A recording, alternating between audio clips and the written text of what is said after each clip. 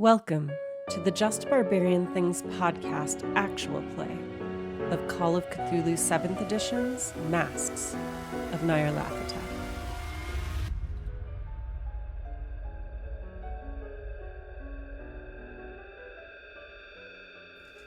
Hello, patrons, and welcome to our character creation session 0 for our first full group campaign on the Just Barbarian Things podcast.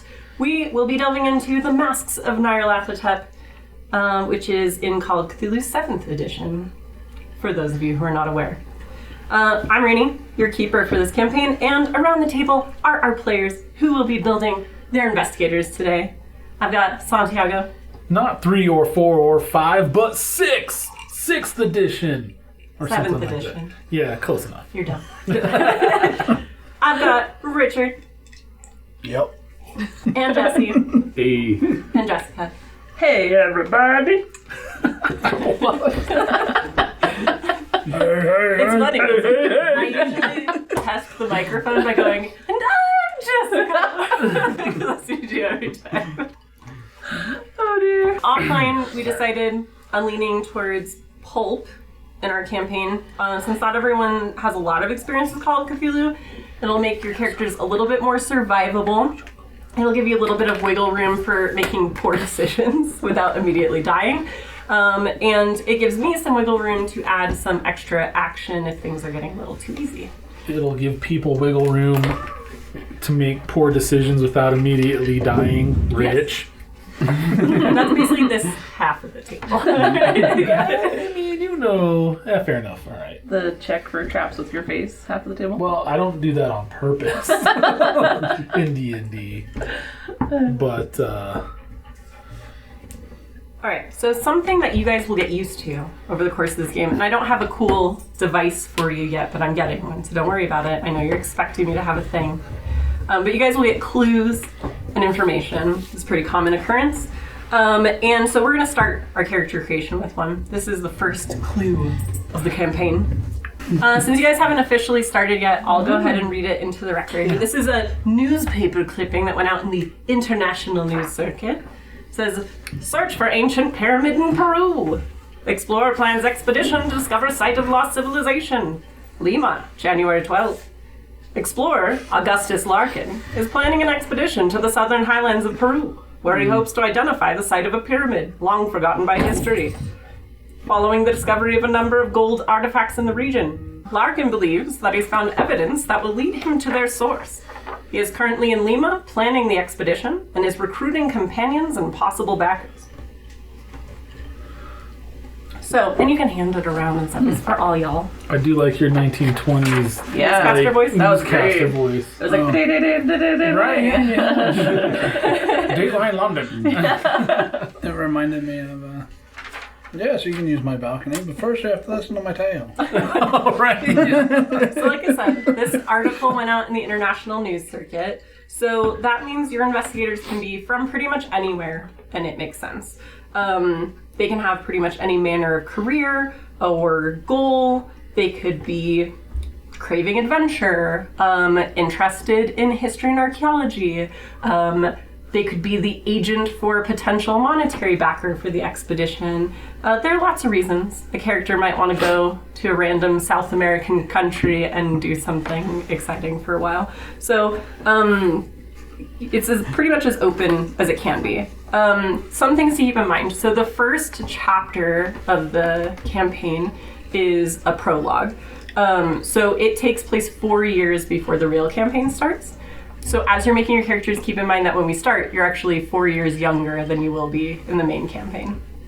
Man, it's been so long since I made my character because I got all happy and excited. I don't know where he is now. Probably on your computer because we're going to do it electronically. Probably. Yeah, pass the paper. Are we doing it electronically? No, Oh, we're doing on it paper. Oh, yeah. Yeah. Okay. All right. So, our goal for today is to build the basis for your investigators. Again, you can have whatever reasons you want for joining the expedition. You'll meet up in Peru, so you don't have to know each other already. And it's 1921 currently. So, this is a good time for you guys to talk about if you have ideas for the type of character you want to play, as far as like what kind of profession or skills they might have, kind of fill gaps or decide on how you guys want to work on that stuff. You can have some time to talk about it. You know, if you want to be a punch man or a knowledgeable person. I want to be a punch man. No, I'm just kidding. Well, Rich wants to be a punch man, so you guys gotta fight. I kind of figured that. We could be punch men and punch back out. Yeah, everyone's a You'll punch win. man. It's the only thing you guys can do. Yeah. Double Dragon! Different game. So much Double Dragon. Did you say it's 1921 Yes. In the prologue. in the prologue? It'll be 1925 in the main campaign. Okay. And the prologue is a little bit more forgiving. I'm gonna say pencils in the middle. So you should all survive the prologue. But, you know, it's Cthulhu. Who knows? So how are we handling that if we do die? Do we just make a new character? Typically. Okay. Although, if I'm a okay keeper, A generous that's not one. like a super likely scenario. Although you may be maimed to the point where maybe you want to make a new character or whatever, that could happen. Fair. Retire to an academic life. Right. Yeah. Yeah, you can always choose to retire characters. But yeah, the idea is that the prologue should give you time to kind of figure out how your character plays before we get into the main, more deadly part of the campaign. Right on. Or you just make the same character over and over again, and you're just like, "Hi, I'm Landfill's older brother, Doug." And you Just call me Landfill. it'd make it a lot easier. Just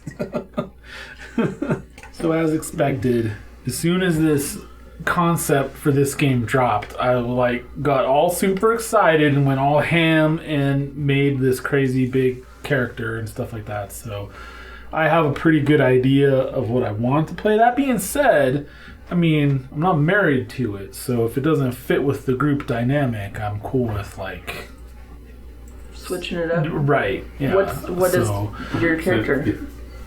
I was making so I made an Alan Quartermain type tracker, bush pilot, sort of this Yukon territory, Alaska sort of explorer, prospector. Yeah, I know, right? kind of guy. It's awesome. You know, Santi rolled his dad. Yeah. basically, yeah. I didn't want to put that into it because then it makes people feel bad if they're like, well, I want to make this or that or whatever. And then I'm like, well, you know what I mean? It's not like that. You know, it was just Like, inspired by it. inspired by, but not something that I'm all precious about. So it's okay.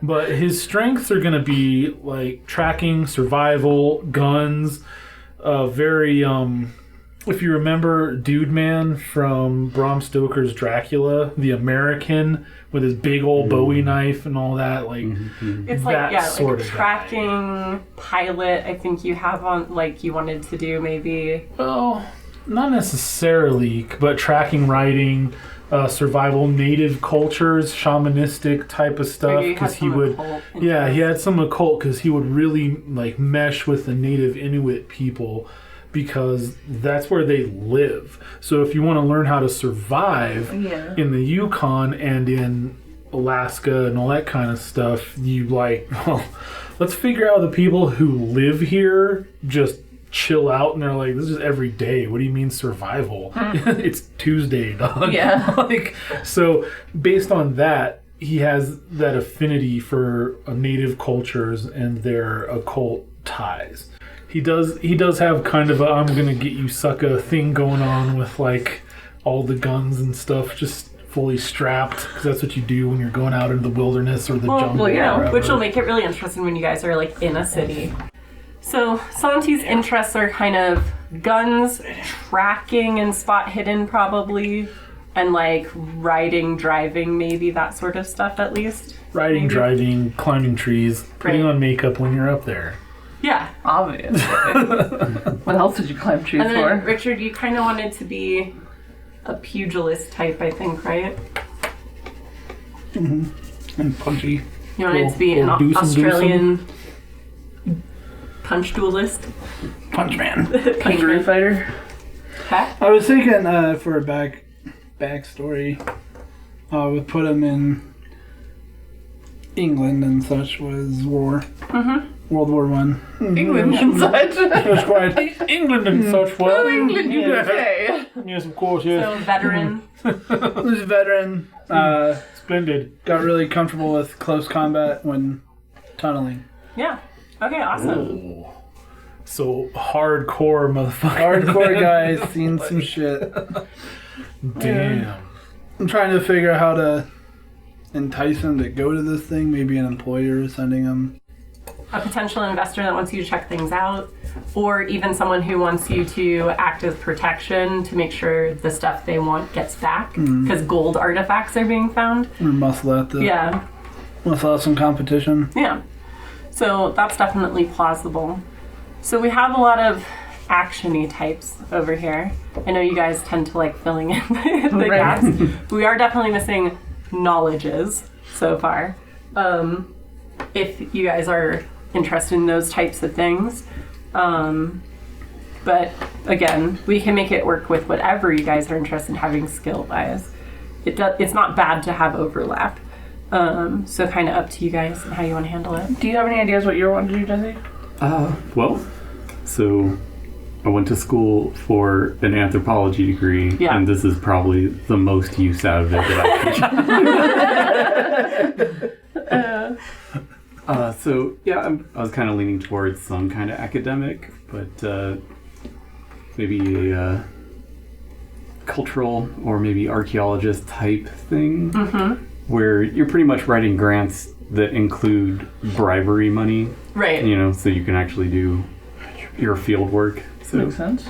I'll have to flesh that out a little bit, but I'm thinking somewhere in there. Okay, so good like anthropology, archaeology, history, sort of, maybe a little bit of occult because of cultures and stuff like that. Yeah. Very cool, very cool. I like that.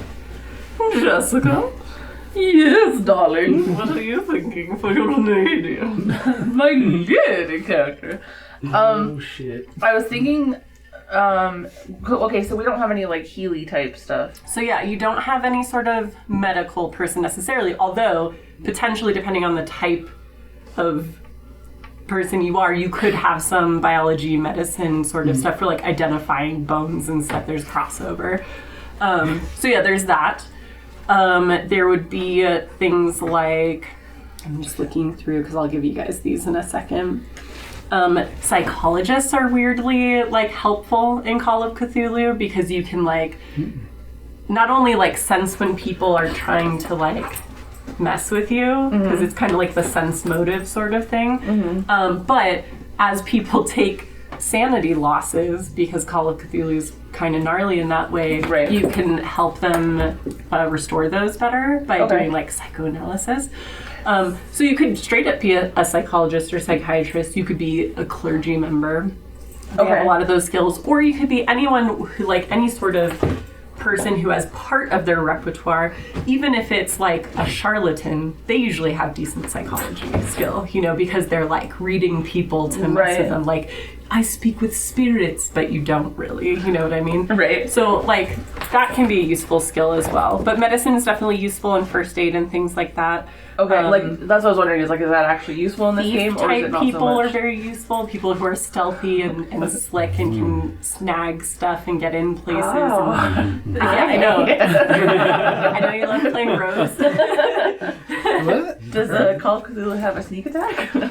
Well, I was kind of thinking like, I was thinking having her be like, she was a nurse during the war. Sure. So that would be like a medicine really bit. No, that'd be awesome. But maybe it was just like, she's not like a nurse all the time. Maybe that was just she went and volunteered or whatever, and that was her thing. Yeah. I hadn't thought of like, did you say clergy? Like, I mean, she couldn't really be a priest, but what if she was like a nun? Yeah, absolutely.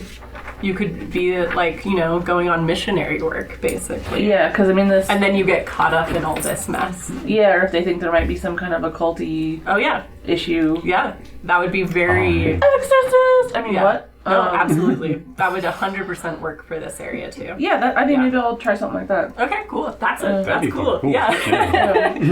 I hadn't even thought of that, so... Yeah, no, that's a fun way to go. That's good, because I was kind of leaning towards, like, librarian, and I was like, oh, that's such a rip-off of The Mummy, but I love The Mummy, but... Yeah, no. Libraries, very helpful skill in Call of Cthulhu. But yeah. This takes place in Peru. Yeah, well, it starts in Peru. It starts in Peru. So the thing about Masks of Nyarlathotep is you guys will visit multiple continents as part of the campaign. Are we gonna have the like red line going Yes. across the Dun, dun, dun, sepia-colored Dun, map? dun, dun. Yeah. It's not copyright infringement No. because that one goes dun dun dun dun, and ours goes dun dun dun dun. Okay, So Vanilla it's like Ice. totally different. Yeah. Dun, dun, dun. Have you ever seen that? Yeah. So ridiculous. All right. Sorry, I'm I'm glad you later. caught that reference. Yeah. That was awesome. That's not what He's you like, said. they're recording. Not gonna. It's so annoying. So I'm gonna make noise. Oh no. It takes place in I'm gonna Peru. loudly tell you not. Yes. You could all watch The Mission at I some don't think I've ever point. seen that. Dope. It's a dope ass movie. Is it a horror movie? No, it's not a horror movie. It's like a period drama. Is it a Will Scare Rainy movie? No. But it's in 1986. It stars Robert De Niro, Jeremy Irons. Made in Oh. 1986. Jeremy not Irons. set. That's an important distinction. It came out in 1986. It's set like South America somewhere in like 1782 or whatever. Colonial. Well, you had me at type Jeremy of- Irons. Yeah. Like, Yeah. I'll watch anything with him and his fine. It is. I mean, It's a just to be fantastic- honest. No, I Yeah. second that. Like, these are my chips on the table. Pushing them all in. Yeah. Yeah, man, Jeremy Irons. He's just so cool. Hell yeah.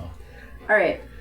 So we've got some ideas, which is great. So we're going to start picking archetypes. So I made 2 copies, so there's a little bit of sharing, but it's not too bad. You guys have time.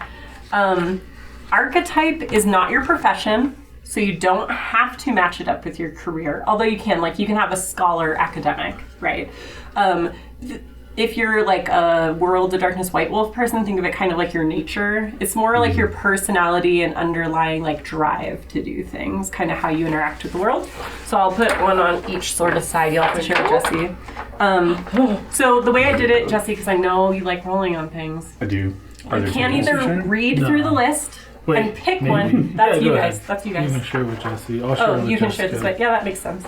So you can either read through and pick one that's kind of in line with the way you want to play your character, or you can roll. I think I made it a D100 roll, and you can pick one from the list that way, or roll a couple times and pick the one that sounds better. But what this will do is it will decide what your primary characteristic is going to be. Like, adventurers tend to be strong or dexterous, and academics tend to be really smart. And so it'll give you kind of a boost to one of your skills and give you some extra skills to work with. I'm gonna go ahead and be a beefcake. Oh yeah, be a beefcake nun. Obviously. Yeah, it's just like hella ripped under that habit. With their 100-pack abs under the habit. Well, how do you think you hold down all the exorcisms you have to do? Yeah. Like, you're just like, stay in this bed. Like, No nonsense with your gray like crew cut. Yeah, 100-pack abs has like totally become a thing now. Yeah. In WoW. Because they listen to the other podcast. Oh man. well, to be fair, that you did resolve good, I already multiple picked one. situations by unzipping your jumpsuit and oiling and or flexing your abs at people. Much like in real life. Yes. I mean, we all do. That's how I right? solve my problems. Yeah. I kind of want to roll just for funsies, but Well, that's the thing. You can roll and be like, no, that one doesn't sound good, Yeah. and not Like use if I it, actually because got it's just beefcake. character creation. It's just a way to kind of like get an idea, because you might put stuff together you didn't think about before. like no. So Yes. these sheets So that for you that- hand out Yeah. look hella pro. Like the first time I saw These, one, that's a D100. I thought you had downloaded it from somewhere, not that you made it. Wait, you So- typed all this up? Yeah. Like you wrote all this? Well, I typed it, yes. Based But on what's still. in the book. I didn't make it up or anything. Yeah, copy and paste and formatting. Oh, okay.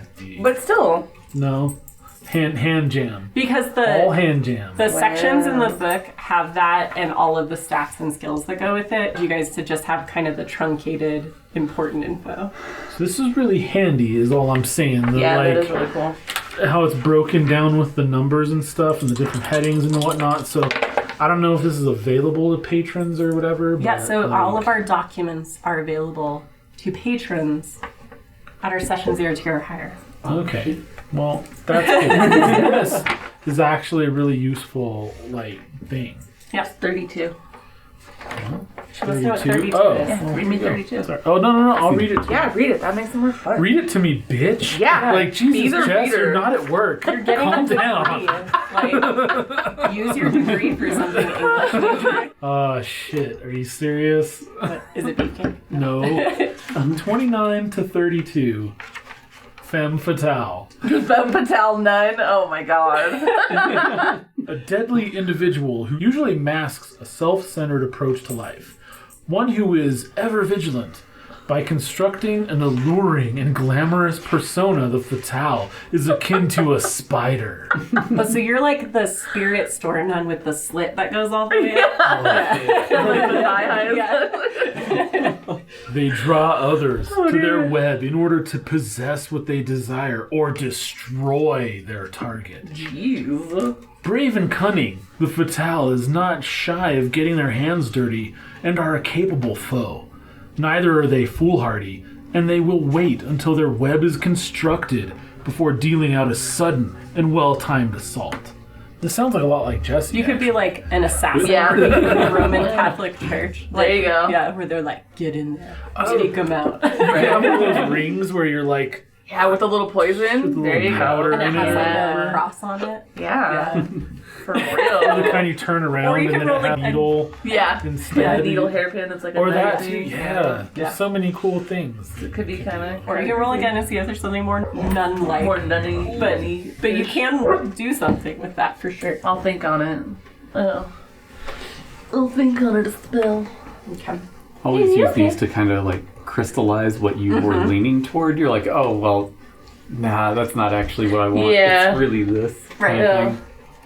It's like, I don't know which dress to wear. Which one do you want? And then you pick the other one because it's like you just wanted to reaffirm. Right.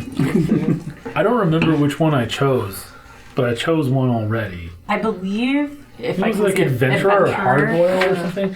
I think it was Adventurer. I think it was Adventurer. Yeah. They're alphabetical. Oh, I didn't. Let me do that. Or Santi could log into Patreon and That's true. Actually, I can't. But yeah, because he's not a patron. He doesn't Oh. believe in the Just by Random Things podcast. Man, listen. We've been over this. just take the $5 out of your wallet.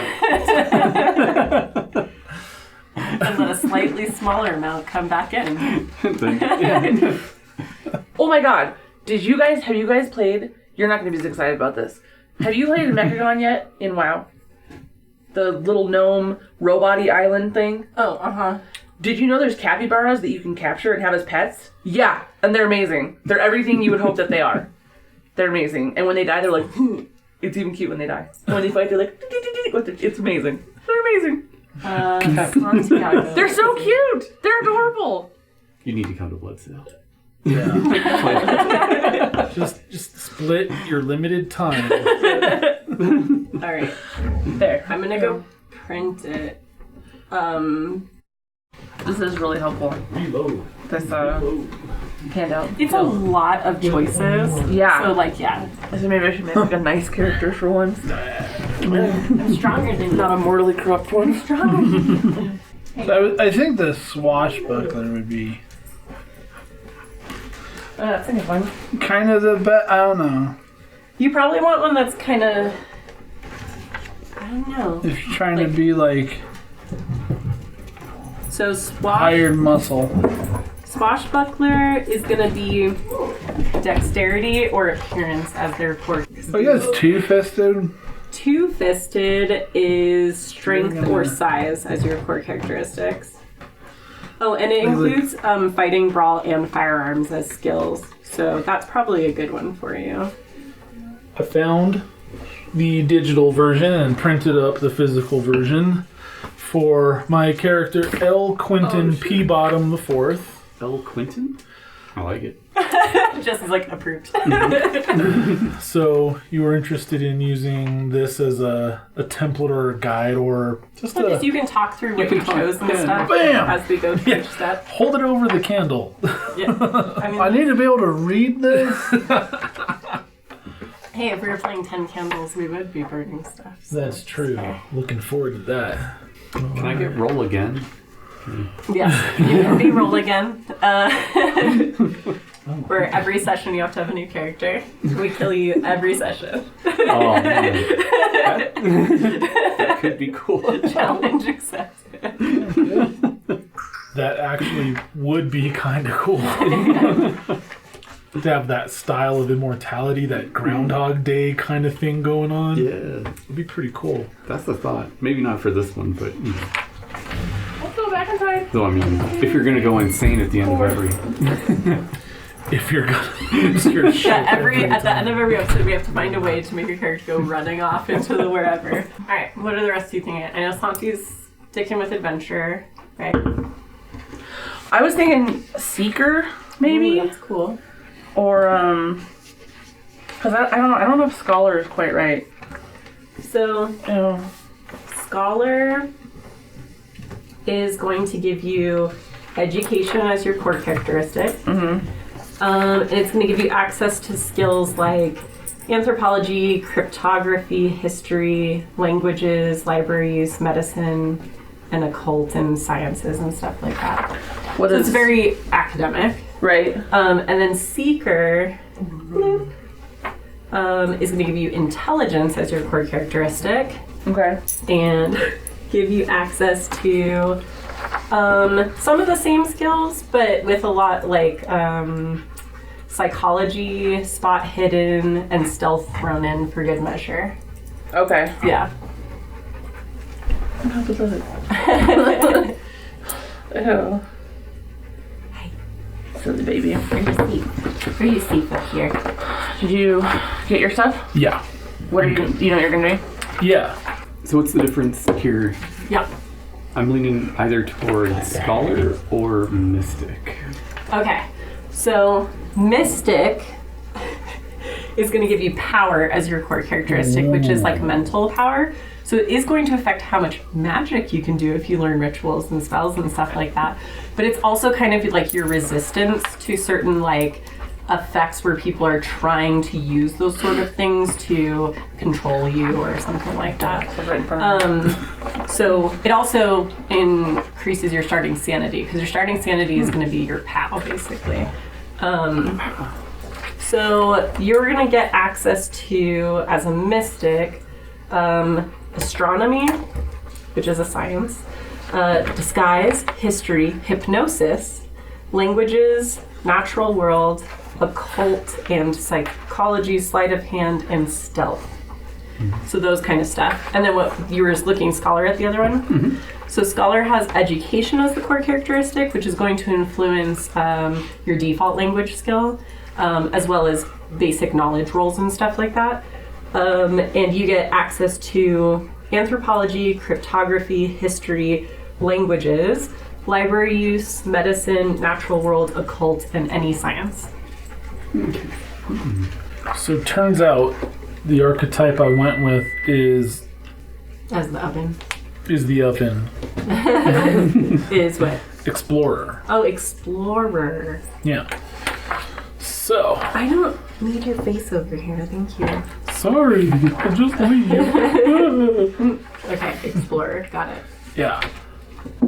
Don't fence me in is the oft-heard cry of the explorer who wishes for a more authentic and fulfilling life.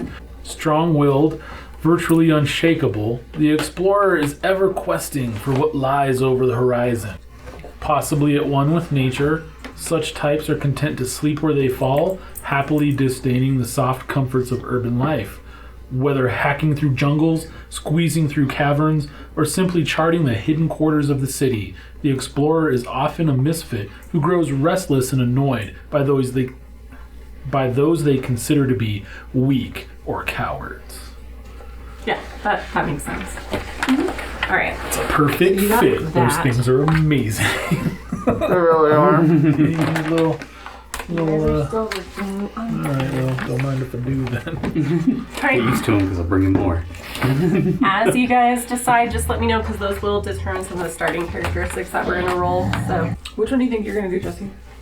I'm not sure. That one's good. Like, which one would the best? Pop off with a heel. Because the mystic, you can go, you could be a book-learned academic or the scholar, and that if we need an actual scholar. Then. Right. I was thinking, if you do scholar, then I'll do seeker, and if you do the other one, I'll do scholar. I know. Because the scholar did sound like that would be helpful to have one of us. It does seem a little useful. What are you leaning toward? I mean, I'm good either way. Yeah, see, 2 support people. We could roll. Ooh. We could roll for it. Oh, shit. Do you have a choice? I don't think so. All right. Okay. Time for a roll. How are we gonna roll it? What should we roll it? You can always do percentile. Okay, you do it.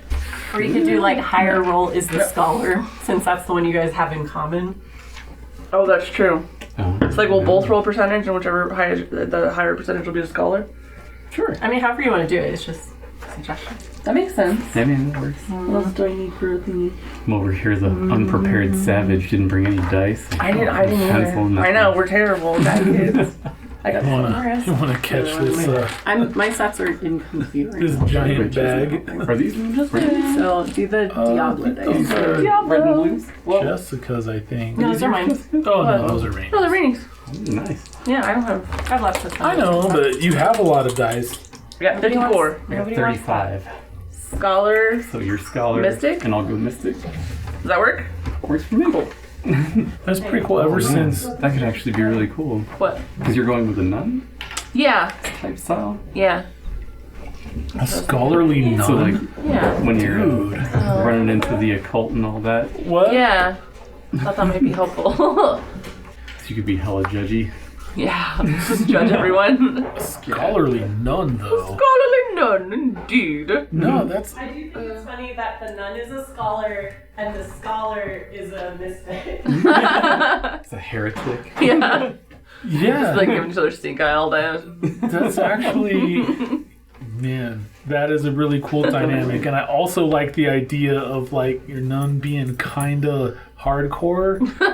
Where we're in some situation and I have like a snub-nosed 44 Magnum revolver. And you ever use one of these before? And you're like, well, I've seen them, but I don't know. And I'm like, But gracious me. it's really simple. Once you lock this into place, just pull this back. You ever taken a picture before? Well, of course. Same concept. Point and shoot. That's Handed it awesome. over to you, and you're just like this nun with this like hand cannon. Right. That would be great. Dude. Yeah.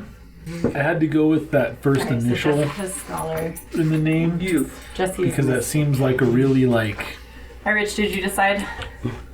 it's a thing for the I time think Two period. Fists is probably gonna be the best. I got two instead. It's a good one. The L. Ron Hubbard. Okay. I like the idea also that this like super manly man archetype, his first name is like Leslie. Pass the rest Thank down. you. I mean, you still need one because you need to fill out yours in pencil because we're not keeping electronic sheets. Shut up, Rainy. Just kidding. Okay. Dang. Oh. Thank you. All right. So we're gonna start by rolling your core statistic, which is chosen by the archetype that you just selected. Oh. So, Sante, I know you're not actively rolling yours. Or are you rolling yours in case you get something cooler? Sure. What the hell?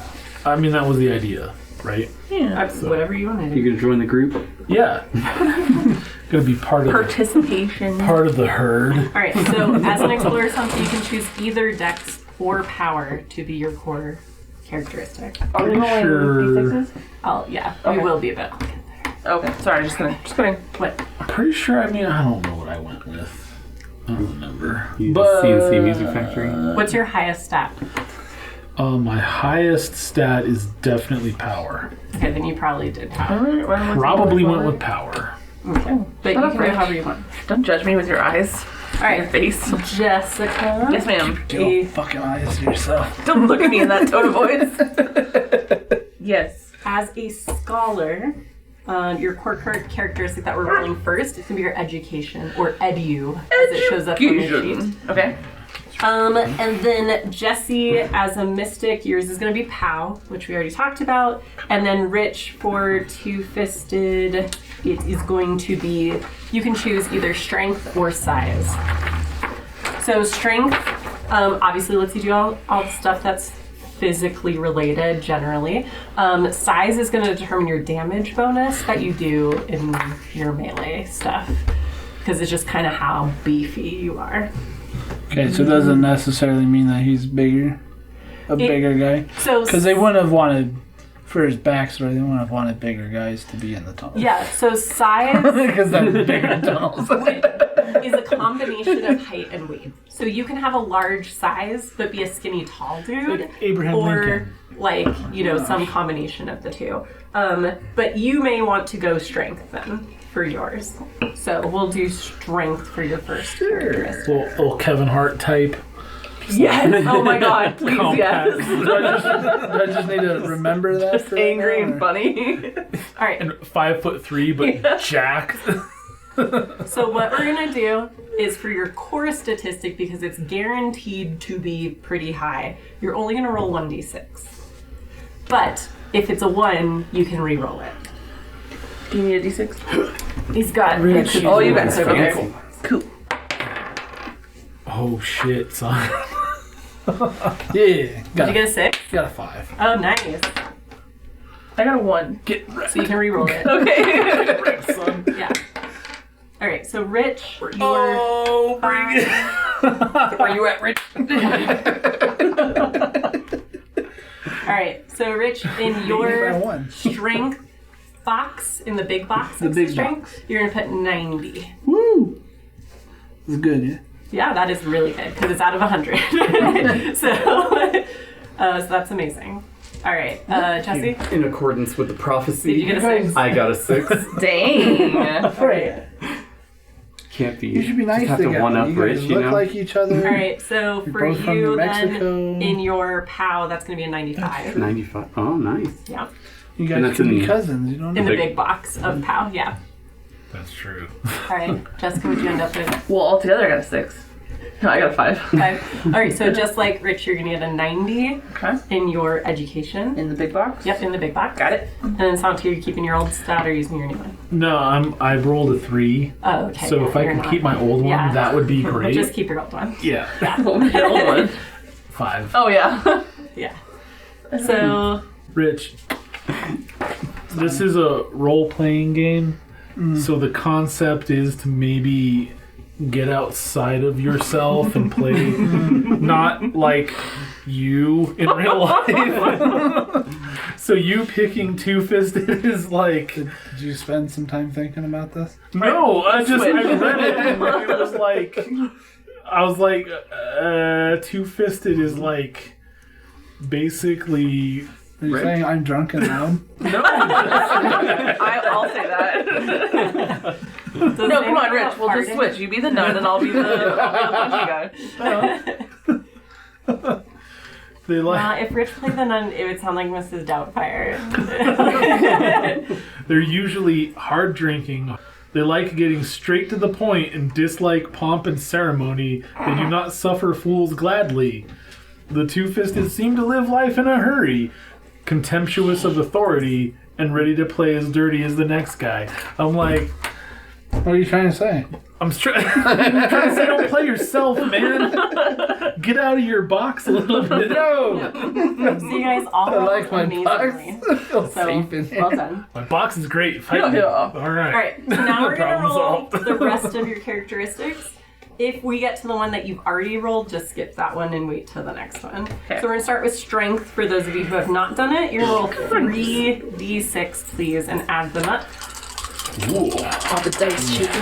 Oh, feel free to use the rolling surface The rolling here that. if you want. Quiet, huh? Don't feel obligated. I do now because you went and made a point about it. I feel like I have to. I'm just trying to be... And you know how I am. I always like send them across the table. And say, I know. You like throw them like a 3-year-old with a handful of Yeah. corn. No, just I roll dice like I bowl. It just goes everywhere. And if you roll any ones, you can re-roll ones. What are we rolling? Strength, so 3d6. And then, so you just add them together, Add them whatever together. it is. Well, then I'll do some jiggery pokery and tell you what it is. Oh. 17. 17. Yours is an 85 strength. You're a strong ass nut. Fuck yes. The beefy nun. 13. 65 strength. So above average. Not bad for a scholar mystic. Santi? 10. Okay, is your current strength higher than D? Yes. Okay, then keep your current one. Since you're shitty rolling today. I am shitty rolling today. I'm rich rolling. Just so you guys know, strength is for lifting, grabbing, damage in melee, like brawling, like fist to fist sort of stuff. Next we're gonna roll Constitution, so same thing, 3d6, and I will do the math.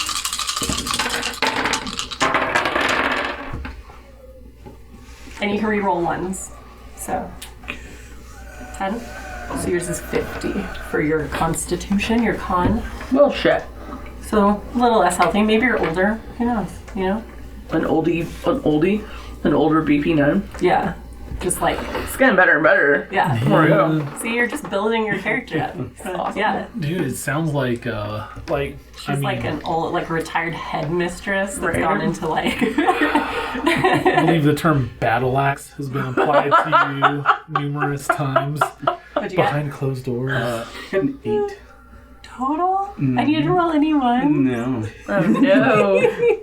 Maybe a Below average. So that's a 40 Constitution, 40. which is a little below average because 50 is average. At the end, there you will have the option to swap or re-roll one of your stats. So we'll see how you. Oh, you can swap like Yeah, we'll do some customizing. jiggery. Yeah. Gotcha. It could just be he had a touch of the old syphilis. Yeah. You know, that the mercury tends to, affect your constitution for. touch of the old syphilis. What is Constitution? Like we're So in the Constitution is going to be how we determine your starting hit points. For the Okay. year. It's Brush also in going with to the clap there. be things like your ability to like march long distances. It's Okay. kind of like Constitution in D&D. Okay. Like resist certain things that are physical based. Okay. Yeah. That's kind of what I was thinking, but I just want to make sure. Rich. 12. Oh, nice. That is a 60 for your Constitution. It's above average. Santi, did you? 17! That's an Dang. 85. Oh, man. Fucking cheater. Yeah, he is. I Just mean, keep rolling them. You'll get a 17 eventually. yeah. Just roll and roll and roll. All right.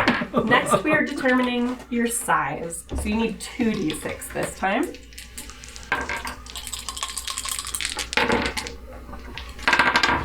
Roll the greenies. I thought you just. What size your. That's a 50. For Which one was your normal class stat? size. I could have chosen the strength or size.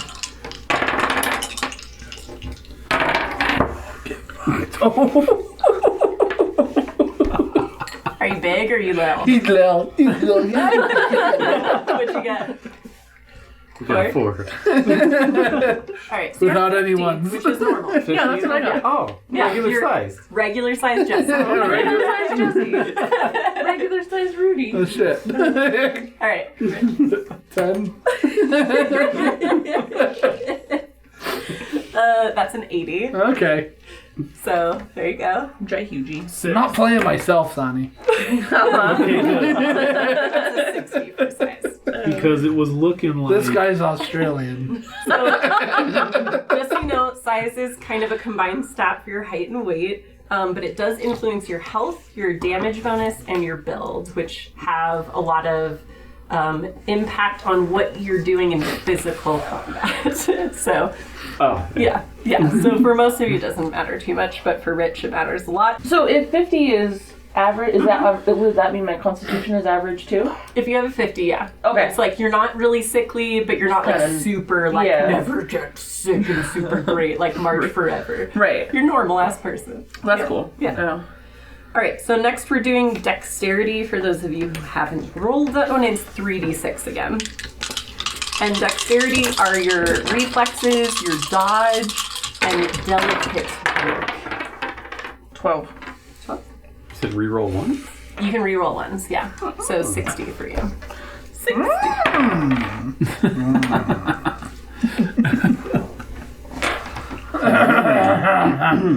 So you beat me once. 16. That's an 80 for An your 80. dexterity. Nice. So dexterous. 50 for yours. Do you prefer dexterous Santi. characters? 12. So that's 60. Nice. Go with that. All right. Next, we're rolling your app, which is your appearance.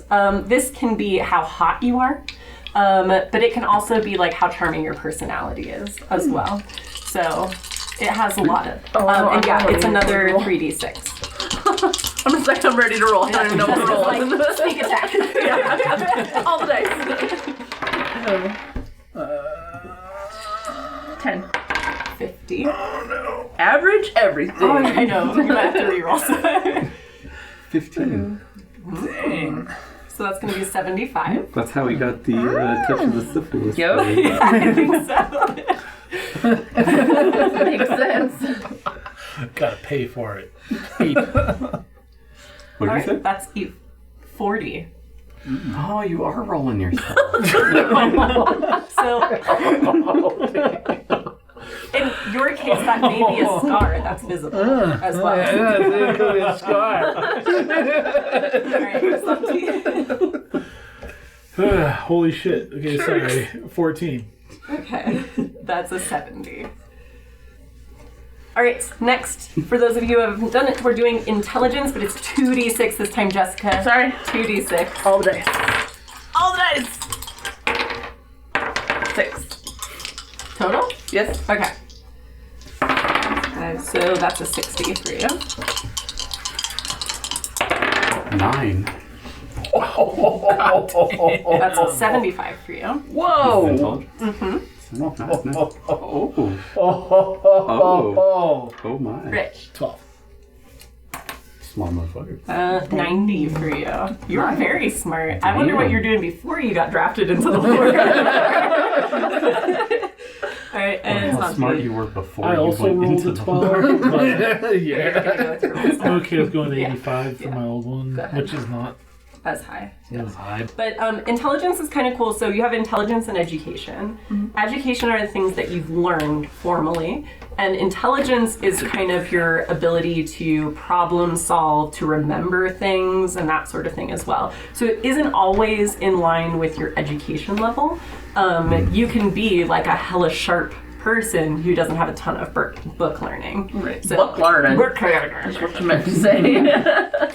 Also, Who needs them birds? all right, next, for those of you who don't have it, we're doing POW, which is your mental force of will. And you're doing 3D. So you've already rolled POW.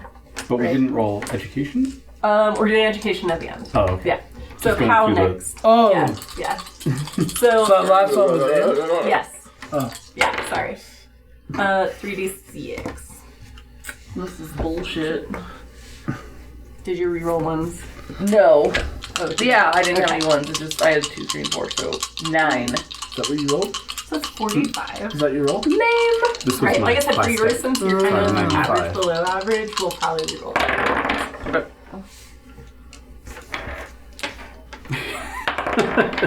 There you go. That's not bad. 14. Oh. So that's a 70 for you. For your POW. I thought POW's it was- important because that's going to impact your starting sanity as well. So it's kind of like how resistant you are to the things you're about to see. You're about to see some shit. See, I thought it was CNC Music Factory, but it's actually Snap that did I've Got the Power. Oh. Huh. As long as you're keeping your scores. Oh, you rolling this for one? EDU? So we're doing POW No. right now. Oh, POW? Yeah, I'll keep it. Okay. What's your power? 90. What the fuck? Damn. It's like, Bullshit. I want Yeah. Santi's dice. No kidding.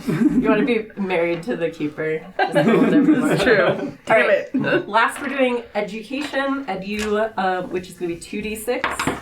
This again is your formal knowledge, your time in school, and it also impacts how good you are with your native language. So if you already rolled that, you get to keep that, right? Yes. Good, because I just rolled 5. Yeah. Keep the dice above the table, sir. 9. Wow, those are nice and big. I can see them all from here. 75. That's nice. 75. Mm-hmm. That's good because he, Oh, you. is in academia, Right. so should probably know Should something. probably be decent. Yeah. Hello. Rich? 10. 10? Damn. That's an 80. Look at you. Smart ass mofo. In the wrong business. For real. All right. I rolled it. Look at that. I rolled myself. What's it? Oh. An 8? No. Oh, so Yeah. that'd be 70. Oh, yeah. No. I'll go with the original. Okay, so based on your concept, you can think about how these values might shape your character. You can swap any 2 stats that you want to. If there's something where you're like, I really think I'd be less educated and more hot or whatever, like, you can swap them around. I'm a bimbo. If you did really poopy, Slutty Jessica, Slutty nun. you can use a standard array instead, or you can re-roll 1. What's a standard array? Your standard is going to be 90 in your core stat, Yeah. and then you can place wherever you want 80, 70, 60, 60, 50, 50, 40. Wait, I'm sorry. So I keep my 90 where it is. Yep. And then what are the other ones? Sorry. 80, 80. 70, 60, 60, 50, 50, 40. That's fucking way better than what the bullshit I rolled. Yeah, so you can either re-roll 1 or use that array instead. Because that's the standard array in Cthulhu. I think it makes more sense to just do that. Okay. And again, you can assign those however you want to based on your character concept. Have you tried using Santi's weighted dice? I was, thinking about that. And what's the year? 1921 in the prologue, 1925 in the main adventure. Okay. So I'm making some adjustments. Okay. Just To be fair, or to be more powerful. No, yeah. I'm just going to write in everything Just whatever number you want. at like 130 just to like, you know. Yeah. No, I'm going to lower the education Okay. from like 65 to 50 Okay. because it makes sense that my explorer would not have been like, I want to sit in a classroom Right. and learn 2 + 2 and all that bullshit. It's not a place for smart people, so I'm out. Okay. And he would feel the call of the wild and just kind of continually fuck off from school. Okay. Even though rich ass parents were like, no, you have to, like, you know, Right. toe the family line. He was like, El Quinton wasn't having it. yeah, he was always El out. Quinton. So Good name. I like it. Because I'm looking at this, I keep looking at like school scores. So I'm like, if it's a 60, it's a D, and I'm failing. No, So so, what is think it like- about it. So it's out of 100, right? Right. So it is. I understand. Like your brain wants Yeah. to go there. Think of 50, like more like a bell curve. Okay. 50 is a normal person. Most people are around there. Okay. If you're higher than that, you're a little bit more extraordinary. Up to about 90, 95 is like exceptional. Like that's a professional expert level of Okay. that thing. On the other end, like 40 is a little below average, and you can go down from there, where you start having to think of background things like why it would be lower than 40 if you were lower Right. than 40. But 40, a little less than average, 50, average, normal person sort of stat. Right. And then anything above that is usually talking about like, I could do this for money, or I'm impressive, Right. or I could teach other people how to use this thing like as you go up. Okay. So if you want to think of it that way. So can you, like, because I was thinking I was just, if I keep mine, I was going to swap my power and my strength, because I don't think You I'd be should super probably strong. have a better power. That's what I was thinking. So if I swap one, can I still roll one? Or I Yeah. can do that? Yeah. Okay. I'm going to do that. And if I re-roll it, what if I re-roll it and it's shittier? Do I have to keep the new thing? No, you can keep the better one. You're the best keeper I ever. try. All right, question. So I have 2 questions. Sure. I may have forgotten one already. Sure. Sorry. Is there... Oh, never mind. Is there a significant difference between, say, an 85 and a 75? Like... I mean, it really depends on the stat and how you want to use it. I would say in things like intelligence, there can be a big difference. In things like, I mean, depending on your character, for things like... Like, are you trying to roll under these stats? It's a roll under system. Okay. Yeah, so you want to meet or be below that number when you roll your D100. Okay. Yeah. And can you increase these characteristics, or are they... So your skills increase throughout the game automatically. Characteristics are harder to move, but during downtime there are things you can do to kind of like train certain things, but they don't tend to move as often as skills do. Okay. Yeah. And you were allowed to switch one? Yeah, you can swap two if you want to, and you can re-roll one if you want to. If you have one where you're just like, this one makes me sad to look at. I actually really like my low con because it works. Yeah, it like gives you a cool character concept. does. Yeah. But I think I might swap my dex and education just because he's a scholar. Yeah. Yeah. Yeah. No, that makes sense. That's why I was gonna re-roll my intelligence, I think, to see, because it's 60, but I feel like it might be a little higher than that. Okay. Is that 2d6s? 2d6 for your intelligence. 7? Okay, let's take a look.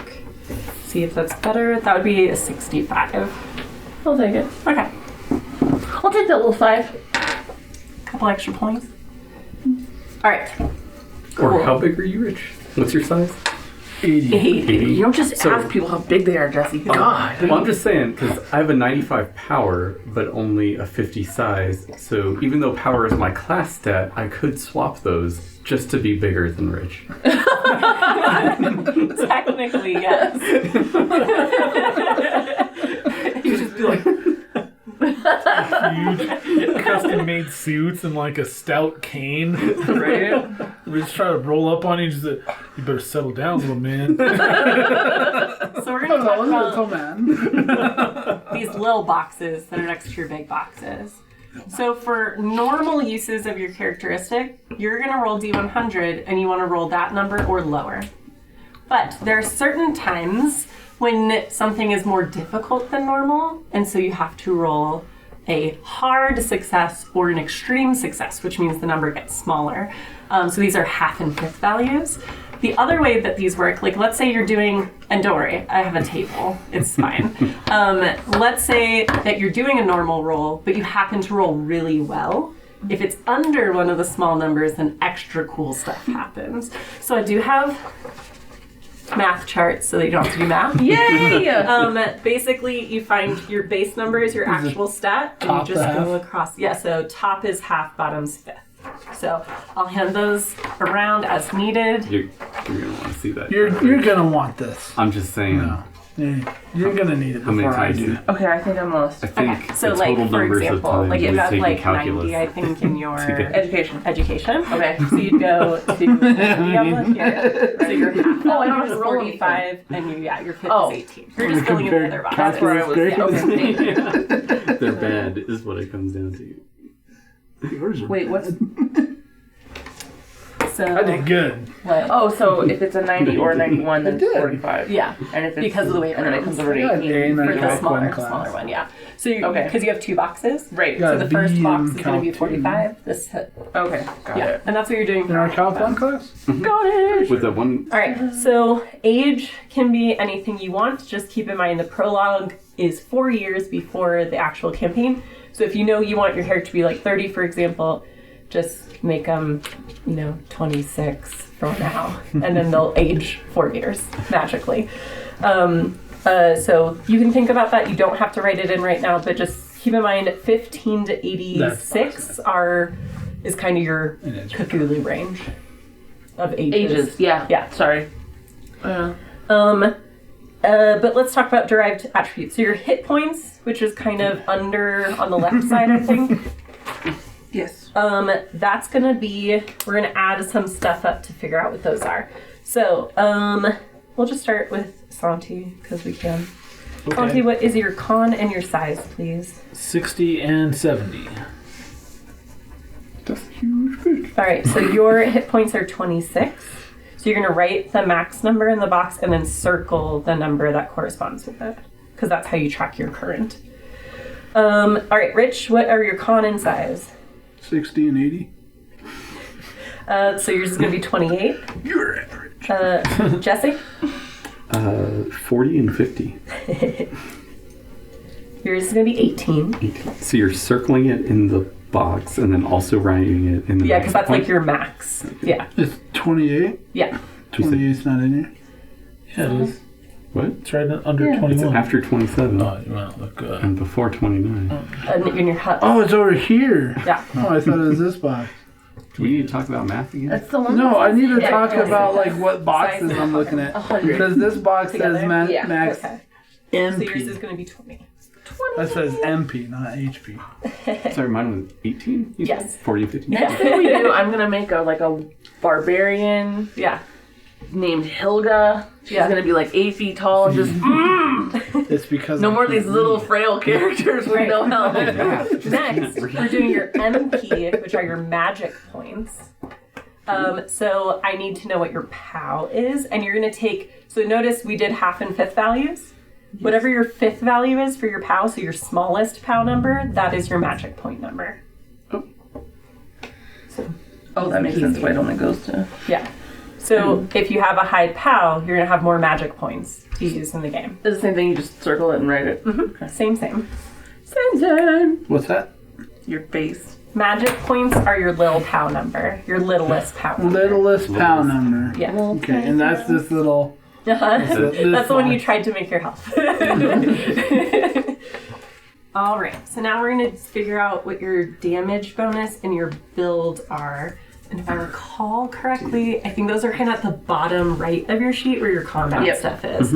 Okay, so the way that we figure out your damage bonus and your build is by looking at your strength and size. So, just normal stuff. Santi, what's your strength and size? 70 and 70. Okay. So you are going to be that's 40. Your damage bonus is 1d4, and your build is +1. Okay. All right, Rich. Strength and size. 90 and 80. Okay. Respect. He's a chonker, ladies and gentlemen. All right. Rich, been a long your time since damage the war. bonus is going to be 1d6, and your build is +2. So build is important if you ever get into a grapple situation or something like that, because you can only grapple someone within one size of you. So going up, big people can grapple down, Right. but if you're smaller, Jesse, you're gonna have more issues trying to take Rich down in such a way. That's fair. Yes. All right, Jesse, your strength and size, please. 65 and 50. Okay, so you are going to be, you have no damage bonus, Yes. and your build is also not so you're a 0, you're a normal. You're regular ass Jesse. Regular Jesse. Strength and size, please. 45 and 50. All right, I Nice. think you're gonna be in a similar, you're exactly the same as Jesse, which is none and none. Okay. So easy peasy. A nun with none and none. Indeed. All right, so now we're gonna look at your movement rate. Movement rates are a little bit funky because we're gonna compare dexterity, strength, and size to each other. Okay?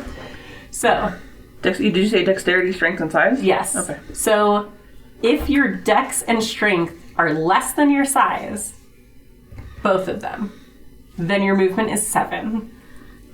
If either strength or dex is equal to or greater than your size, or all three are equal, then your move is 8. And if both strength and dex are greater than size, then your move is 9. You're talking about move rate, right? Yeah. Okay. Wait, where is this? Up by the POW and Yeah, it's and a top. Edu and Ab. Oh, okay. So if your strength and dex are greater than your size, Then your move is 9. 9. Because the idea is you're squirrely as fuck. You're just woo! If one is If one of greater, them then is it's- greater, then it's 8. Alright. That's the weirdest one. So Oh, shit. we're gonna figure out your starting luck. Luck is very important, especially in Pulp Cthulhu, and it's kind of under. Where is it? Is it Oh, under luck? your magic points or is it above your magic It's points? right here under pulp. Under Pulp Cthulhu. Okay, cool. It's right in the middle. With the move rate, Yes. in the little boxes, there's a Is that a +1 and a -1? Those are just standard. Those stay there, or just ignore that. Yeah. Okay. Don't worry about it right now. I shan't. All right. So what's we're doing? You're gonna roll 2d6, and then let me know what your total is, and I will tell you what your starting luck is. And again, you can re-roll ones if you want to. Yeah, you can. Luck is kind of. Shit. You can re-roll 3s too, right? No. Six total. Okay. So your But starting doubles. luck is 60. So it's not bad. All right, I'll take it. Rich? 8. 70. Jesse? 11.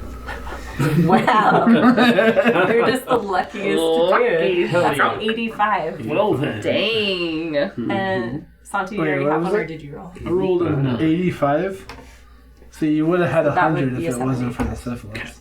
I had to burn a little bit because of this. Yeah, that burned a little bit. So luck is cool because for non-combat rolls, you can spend luck point for point to make your rolls better for anything you're trying to do. Like let's say you're sneaking and you're like, oh, that was not quite as low as I needed it to be. You can spend it down. Okay. You can also do other stuff with it, including not die if you're about to die, if you have enough luck to spend. So you can also use it to mitigate sanity loss. If you know it would cause you to have a bout of insanity, you can kind of mitigate it that way. So luck is really cool because it's like Rich's best friend because he doesn't know how to roll dice. Like, he can just spend points. Hey, And the nice I've thing had is... some decent dice rolls so far. No, that is true. And you've used them all up. And that's it. The cool thing about luck on, as Snake well Eyes. is over the course of the game, you guys will have lots of opportunities to get more of it. Like, you'll refresh it. So it's a resource you can spend and gain back. So it doesn't just get lost, which is nice. All right. Your starting sanity is equal to your POW score. Pow, pow, pow. Sorry. Equal to pow. So sanity is this guy. Oh, duh. The only Yeah. thing I haven't filled out yet. Is it equal to your POW? So we circle it and put it in the start Yeah, section. it's your start one. Don't fill out your max yet. But just so you know, the more you get exposed to Cthulhu-y things, your max sanity goes down. But yeah. Sanity is another thing you can repair, just like health and stuff over time. If you take damage to it, you can gain it back. But if you lose too much at once, you go a little bonkers and things happen. Sweet. So, yeah. All right.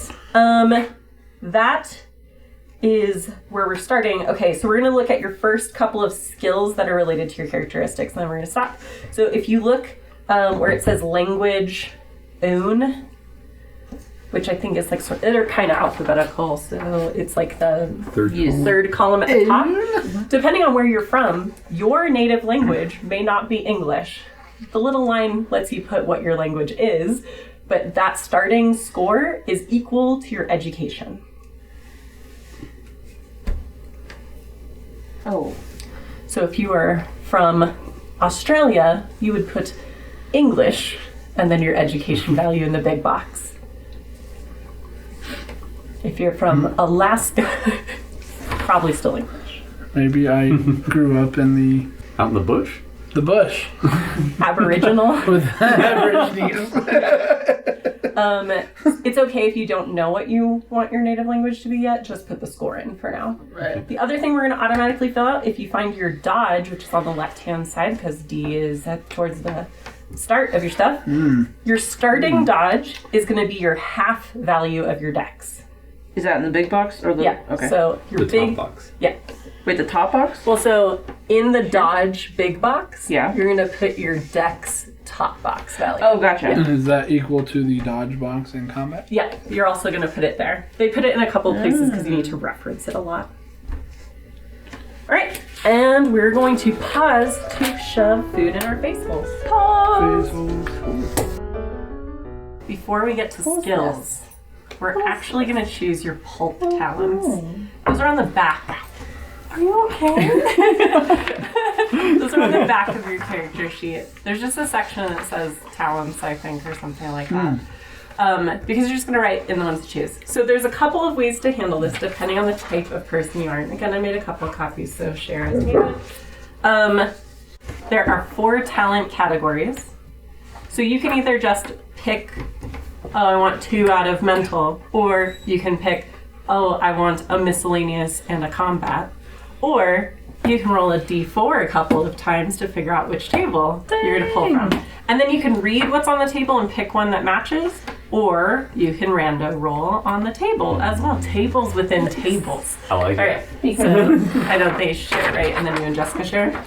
So it's double-sided because there's 2 sets of talents on each side, but it's physical, mental, combat, and miscellaneous. So if you're rolling a d4 to rando roll it, Combat runs back. yeah, then, you can do that too. You already have your talent, Santi? Yes. Okay. And Santi, did I give you 2 or 1? 2. Oh yeah, so you guys are picking 2. So among these 4, you pick 2? Among the 4 tables, you will be picking 2 talents from within them. And they can both be from the same table or from different tables. Totally up to you. Wait, 2 from each table? No, 2 total. Yeah. From any table? Any of the tables. Okay.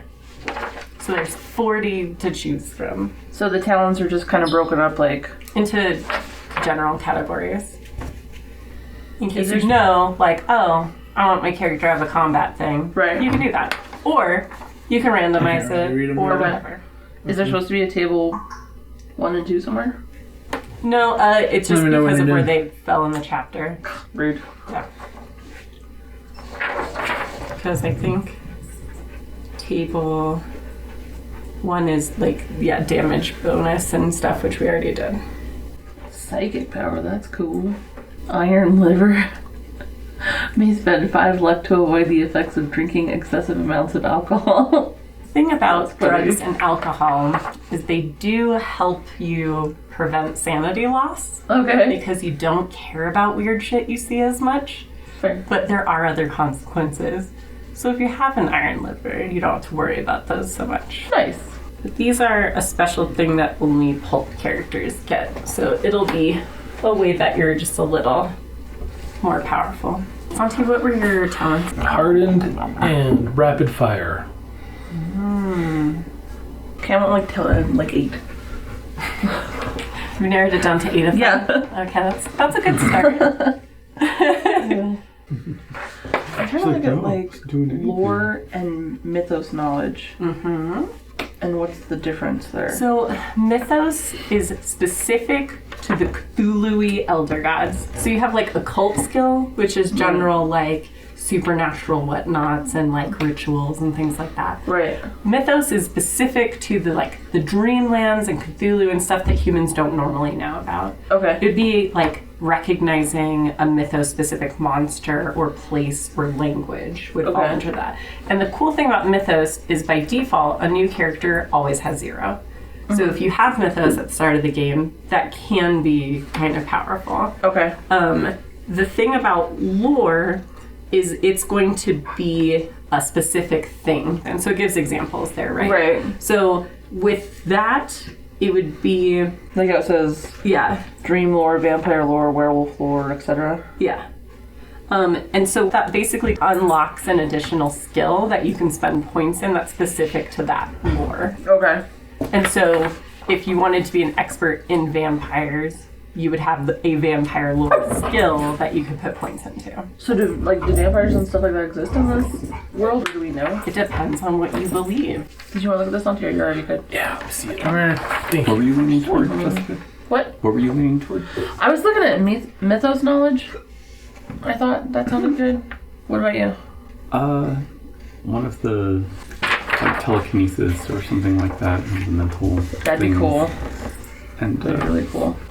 The other thing I was kind of thinking about was linguistics. arcane insight. But I like hardened too because if she was a nurse, then I felt like injuries and stuff like that's not Yeah, it gonna. wouldn't weird you out. Yeah, like And that'd be it kinda is weird nice if it to did. avoid some of those sanity losses early in the game. Yeah, like in a different way than Santi's character is probably Right. hardened. Yeah, Yeah. I've seen some shit.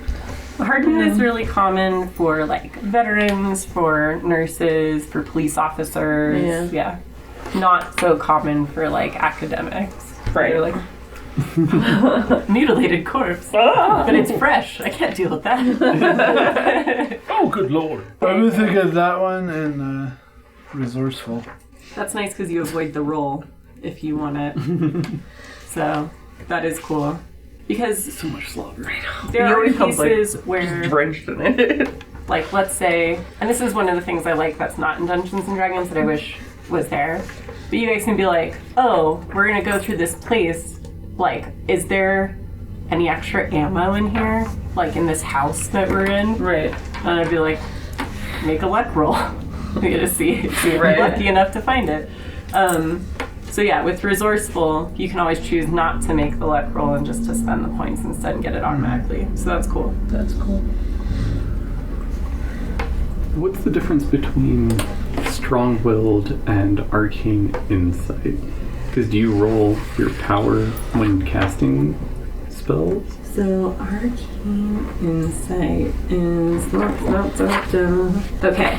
So strong-willed is going to be anytime you make a power roll for any reason, you get a bonus die, which is kind of like getting advantage in D&D. You're going to roll 2 tens places and take the better one. So that'll apply to anything POW, which can be, like I said, it's going to be a lot of your ability to resist certain effects or things that are happening. Whereas your arcane insight, so when you get, like, if you find a spell book or a ritual book or something like that, your character has to actively read it for a certain number of hours and or days before you can access the information that's in it. Like, you have to study it. So it would just make that process a lot faster, which is actually pretty powerful, because some of those books, it's like, and 2 months studying the book, you know. When you're doing Yeah. spell casting, is that based off of your power? So most of it is going to be based off of POW, and then you'll also spend magic points. And sometimes you lose sanity depending on the type of thing you're doing. So functionally, arcane insight gives you a bonus die when casting spells, but strong-willed gives you a bonus die when you're doing power rolls.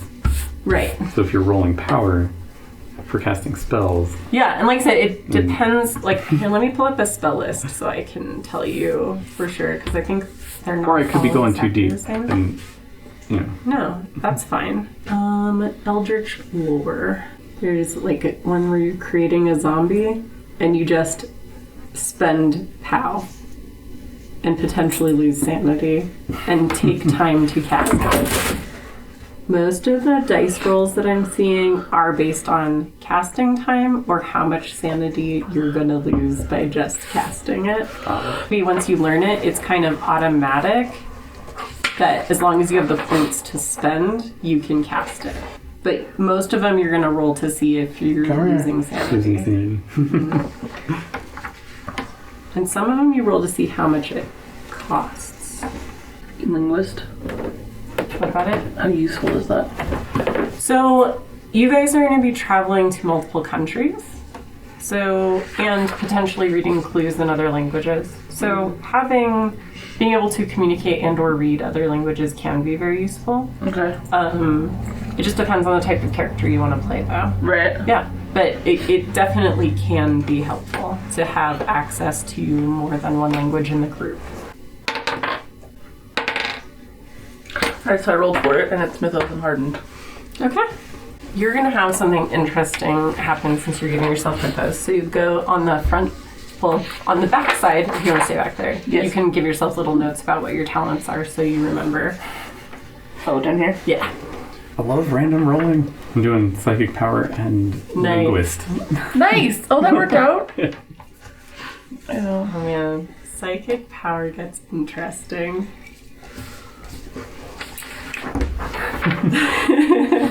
Got a bunch of nerds over here. Love it. Do you know which psychic power you're going to start with? Oh, no. Roll for So you may choose one psychic power: clairvoyance, divination, medium, psychometry, or telekinesis. What's psychometry? It's like being able to read an object. Like you can put your hand on something cool. and like know what's happened with it, or get flashes of like scenes or memories from around it and stuff like that. I was like, somebody stuck this up their butt once. That was my first thought. How did you know? Why is everything a butt plug?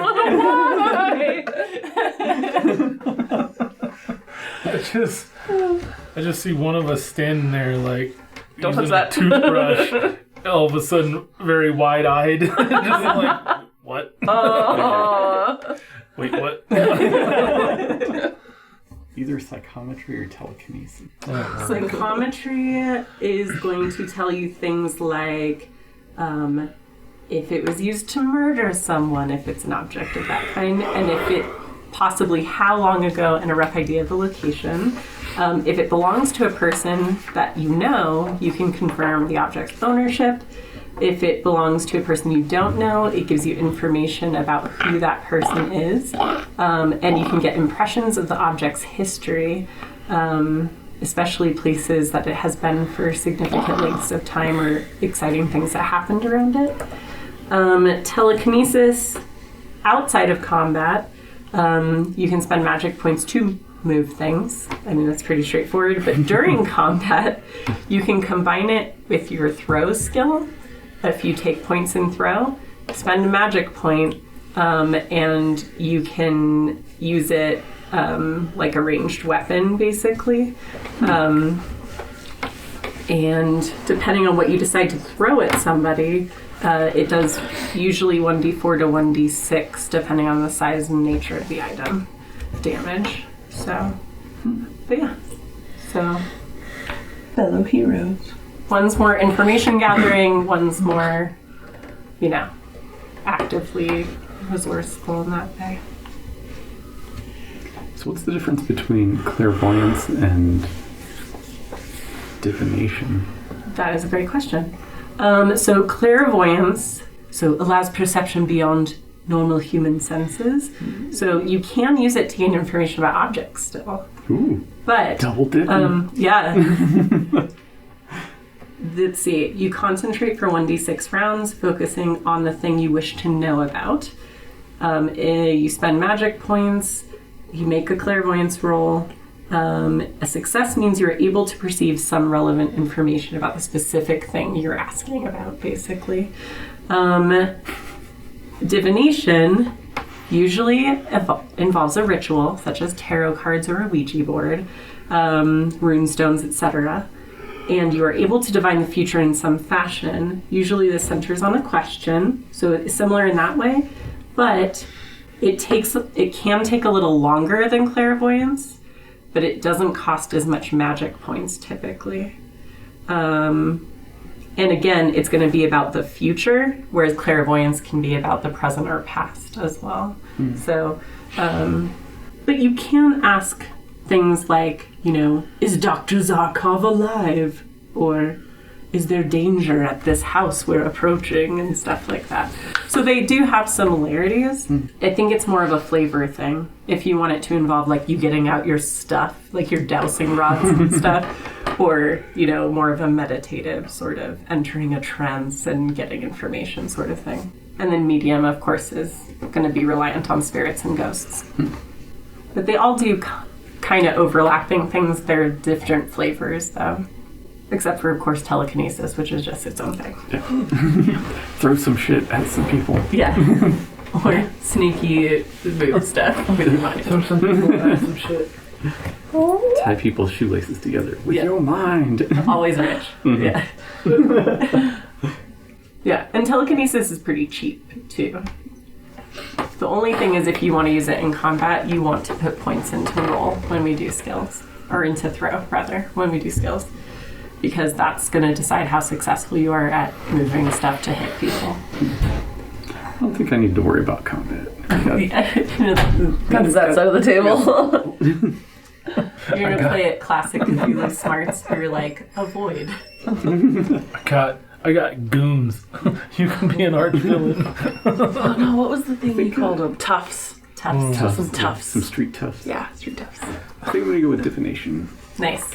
Have some instruments. Yeah. Well, and Okay, especially being the toughs. kind of scholar you are, it's like you would probably have all these different like cultural ones and stuff that you could utilize. Yeah, so that'll be cool.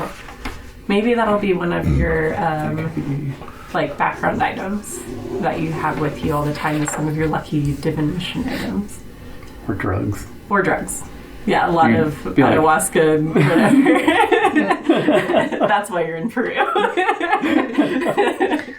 Yeah. I just got back from the jungles of the Yanomamo, and I've got the little, what was the name of that powder? They'd yeah. chew it up, or, because it turned into like a paste, and they would like blast it out of this little tube into the face of someone else, and then they would have hallucinations. Jeez. Yeah. Oh, what was the name of Never it? blows your hair back, I guess. Like, whew. It's like wherever there are drugs, people are taking them and having experiences. Yep. Rich, you went with hardened and Resourceful. resourceful. Oh, yeah, that's a good one. Cannibalism. Cool. Awesome. Sweet. We are now going to start. There are like many rounds of you choosing skills. We're going to start with the first one, which is based on your archetype, because you're super great. So we're going back to the front. You will need your little notey paper, or optionally you can check the little check boxes as a way to track things for now. But if you don't want to erase your sheet 50 times, notes are helpful on a separate piece of paper. But you know. Santi, are you following along, or are you keeping your current skills? I'm following along. Okay. So you are an explorer, correct? Yes. Okay. So, as an explorer, for this round, the skills that you are allowed to spend points in this round are credit rating. Oh wait, not that one. Hold on. Credit? Like credit rating? It's a thing. Okay. Okay, sorry. Let me go back here. Like, can we do that in real life? Because I'd like to spend some points there and change that if we could. Even skip Animal it. handling, Animal handling. Okay. anthropology, archaeology, Okay. climb, fighting brawl, first aid, jump, language, and it can be any, natural world, navigate, pilot, ride, stealth, survival, and track. It's a big skill list. What are the percentages next to each thing? I will talk about Oh, that. sorry. Here's- No, that's a great question. Slow down. No, like, fucking slow Sorry, down. sorry, No, you're fine. excited. No. So most skills assume your as a tits, normal Jessica. human They're so exciting. that most people have a baseline of competency in doing them. So when you spend points, you're adding it onto the default score. And Okay. things you don't spend points in, you get the default score. Okay, That's gotcha. pretty much it. So it'll lower the amount you actually have to spend. So you can spend 100 points among any of those categories. Okay? All right. Jessica, Yes, ma'am. as a scholar, Use. you are going to be looking at the following skills. Credit rating, which I will talk about here in a second. All right. Accounting, Gross. anthropology, Okay. cryptography, Okay. history, History. language, library use, Okay. medicine, natural world, Uh-huh. occult, and science. Science, my dear. What's the difference between medicine and first aid? So, first aid is going to be more triage related. Someone Okay. is bleeding, you can bandage them up really quick, and it does a little bit of healing when you do that. Okay. Medicine is going to be more long-term, like bigger healing type stuff. Okay. Like the other thing it will do, it'll allow you to identify certain things, like understanding what a drug might do, Okay. identifying a type of injury or how someone died or something like that. You can do that as well. Okay. Yep. Stay away from my drugs. Yeah. You can look at all of drugs. Jesse's characters' drugs. Oh my. So those will be the ones you're going to look at here in a second, and you will have 100 points to spend. Okay, do you have to put some into each of them, or it's just No. what you want? Those are just the ones you can choose from this Okay. first round, and you don't have to put points in all of them. Okay. But those are the ones you're limited to. Got it. Jesse, as a mystic, you will be able to look at credit rating, as always, any art or craft, science, astronomy specifically, disguise, history. Damn it. He likes that disguise. Sorry, disguise and then History. history. Oh, fuck. Jinx myself. Hypnosis, which is one of the rare skills. That's cool. Language. Natural world. Occult. Psychology. Sleight of hand. Stealth. And then your personal psychic skill, which was divination. Is that what it was? Divination. Yeah. So divination as well. It does say, if the psychic talent was taken, also allocate skill points to the chosen psychic skill. So there you go. And then rich, as a two-fisted character. This first round, the skills that you will be looking at include credit rating, which I will be talking about here in a second. Drive auto, you're the only one so far who has access to that. Fighting brawl. Designated driver. Firearms. Which one? Any. Your choice. Intimidate. Listen. Mechanical repair. Spot hidden. Santi's favorite skill. Oh, nice. Swim. And throw. And these are the ones we put check marks next to. You can as a way to track which ones you can spend in right now if you want to. That's check marks is what we'll usually use when we play the game for you to mark skills you've successfully used because that's how you level skills. Oh, okay. So, or if you hardcore critical fail a skill, you also get a check mark for that too. Yeah, but yeah, it is an easy way to just quickly track which ones you're able to spend points in. So you guys each have so this is your archetype skills. You'll also get occupational skills and personal interest skills. So there's multiple rounds of getting skill points. But for this first round, for the ones that are listed, you have 100 points that you can divide in any way you like. You don't have to spend points in all of these skills. It's up to you what's interesting or not. But again, things are out of 100. Typically for first, like a newbie character, things don't tend to go over 75 very often in your skills. Again, these are all things that'll increase holistically as you use them. So don't freak out about the numbers too much. A couple things to know. Credit rating is basically how rich you are. Or how well known your family name may be. Right. That sort of thing. We'll spend more time looking at that when you choose your occupation, because that usually decides where you end up credit rating wise. But it is something you can put points in if you want to. Otherwise, if you have a question about what a skill does, let me know and I can tell you. And just keep in mind, if you spend points, it's always on top of the default score. Okay. So if something has a default rating of 5% and you wanted to spend points, you would add them onto the 5. You don't have to spend that initial 5. So like if you spend 20 points, then it becomes 25% rather Exactly. than 5%. Okay. Yeah. So I'll give you guys some time to assign 100 points. What is accounting? So accounting does a few things. It lets you identify weird information in ledgers. Okay. Like to know if shady business practices are happening. Okay. It lets you identify when you're in a place, like how they're handling business and stuff like that. It's kind of your business acumen and your ability to read money-related documents. Okay. Yeah. So that makes sense. Yeah. And then I was wondering, like, because I was thinking about doing something where, like, maybe with the nun thing, like, being from the Vatican, so she doesn't have money, but there's maybe she has access to bankrolls a resources. little Yeah, bit. if she needs to. And so when we get to your occupation, I'll let you know typically what range you're in, but you can always make it more than that. And Okay. actually, But I don't have to put stuff into credit right now for that. you don't have to, because Okay. you'll get an option to put it in again when we do your occupational skills. Okay. So Because it's not like hers. It's Yeah. you know, if there's some backing there. Yeah. So whatever points we add it to the percentage? Yes. So they add on to whatever the default is. So for most of your skills, you're gonna always start with something and you're just making it better. Okay. Can I see the...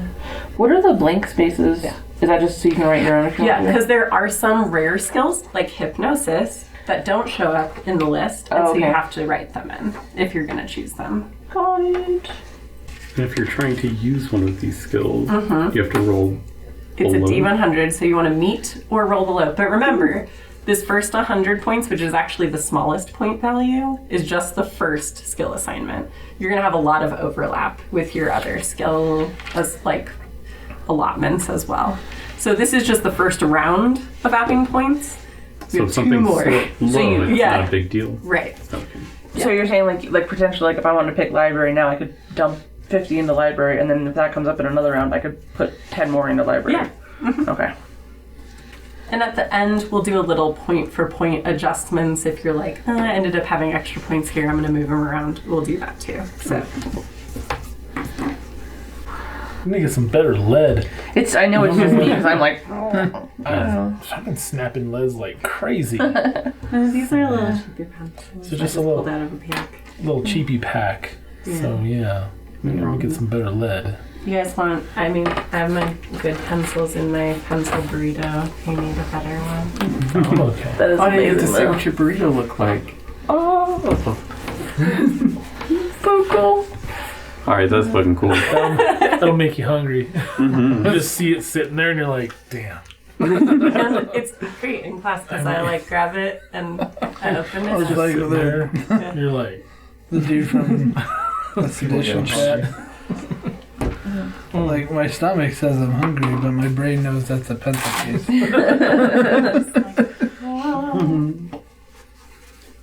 It's delightful. So what is natural world? So, natural world is going to be things like knowing. I mean, it has some overlap with survival because you guys get a lot of leeway in how you use your skills. But it could be like identifying a plant or animal, understanding like weather patterns that occur in an area. It's really anything related to like natural kind of sciences related to nature things. Where it overlaps with survival is like knowing if something's safe to eat. It's like natural world would be more like, oh, that's this type of plant. And survival would be like, that can be prepared this way to be eaten safely. So like that's how they go together. But yeah. Okay, I'm good. I did library, language, medicine, and occult. Nice. Yeah. Nice little focused selection there. That's good. That makes sense. Oh, Jerry's down. He's like, Why is this gate here? Jerry! I can't get to my food balls. What's happening? And then language is just some language. yeah, that you you're- can pick additional languages to put points into. And You can burn a lot of points really quickly. yes, especially the nice thing is, so in your occupational skills, especially if you're like a scholar type, your points are often based on your education or intelligence that you get for the next round, and so you can get quite a lot of them. But yeah, you can burn points real fast, especially if you want to have like a few really good skills. Yeah, they're gonna go. But for languages, it is also okay if for languages that are very similar to choose like a language family or group is okay too. Yeah, Like the as long old, as it's not too broad. Like any Latin-based language, like. But yeah, want it on the current round. cool. Good. Everyone good? All right. Next, we're going to be talking about occupations. So, I have a list that I can pull from to help you figure out what your next set of skills and everything are going to be. But it's pretty open-ended where you can define it how you, I mean, I know you kind of decided on like Vatican nun. Yeah. So we will pull that one for you here. But you do have a spot in the top left to put your occupation on the front page. So kind of think about how you want to word that, and then I'll find one that kind of lines up with what you're doing, and I'll give you skills. So you're going with nun, so you're going to be clergy type. So, and you'll see how these have a lot of overlap when you choose archetypes that kind of match up with what you're doing. Right. So your skills for the next round are going to be accounting, history, library use, listen, language, and you can choose one of these, so I'm going to list them for you. Okay. Charm, fast talk, intimidate, or persuade. Do I have to choose one, or I just can? Those are so you can choose one of those. You can't spend points in all of them. But do I have to spend? You don't points have on to them? spend Okay. points in anything. So it's charm, fast talk, intimidate, or persuade? Yes. Okay. Psychology, Is that a separate thing now? Okay. and any one other skill of your choice. Okay. And what is your... Oh, and credit rating, of course, because you can always put points into that. And it does mention that depending on how cool you are as a clergy member, your credit rating will be anywhere from 9 to 60, typically. So you will want to spend some points in there. Okay. But 9 is poor, just so you know. 60 is wealthy. So you have a range there to work with, depending on So how much you want to be bankrolled. Yeah, how do I basically. put that? So I need to put that in my points, though. Yeah, so Okay. those are going to be part of the points you spend. What is your education points? What is your score for education? 90. 90. Okay, so this is where I'm talking about there's hella points. You are going to spend this round 360 skill points. Oh, shit. Yeah. Yeah. All right. So, have fun. All right, I'll be a minute. All right. Anyone else who has an idea of what you are calling your occupation, like I said, I'll line it up and figure it out. I know you have yours. Are you keeping your skills or are you doing new ones? No, I'm good. Okay. Rich, what's your occupation? Is the total you can ever have on anything 100, or can you go over 100? Or do you? Like I said, is for a that newbie necessary? character, 75-ish That's is right, you where did you say want to that. go to. Okay. I would prefer if you didn't go, like, much higher than that, No, unless that's you were like, hey, Straight thug. I really think Straight that I'd be like amazing. an 80 in this. I'd be like, because I always say yes to things, so it's whatever. Get You are pretty some good. brass knuckles. You are pretty slutty. And a brass Your knuckles yes knife. in gaming. I have brass knuckles. Yeah, Santi's character does have brass knuckles. Me which are too. nice if you're in an area where openly carrying massive amounts of firearms would be a problem. Yeah. So it's I guys always like the good little ones with like the I am a little crosses. sad no one took Animal Companion. Where you'd like, go thought about weasel. Like, Confess. Get a little monkey. yeah. Confess. Like, go Pippin. Get it. Oh yes, that'd be amazing. Is listen just like overhearing stuff, or just like So usually it's what listening any shush your face? so like spot Rickering? hidden is noticing something with your eye holes. Listen is noticing something with your ear holes. So it could be hearing someone approach. It could be trying to overhear a conversation in a crowded bar. Right.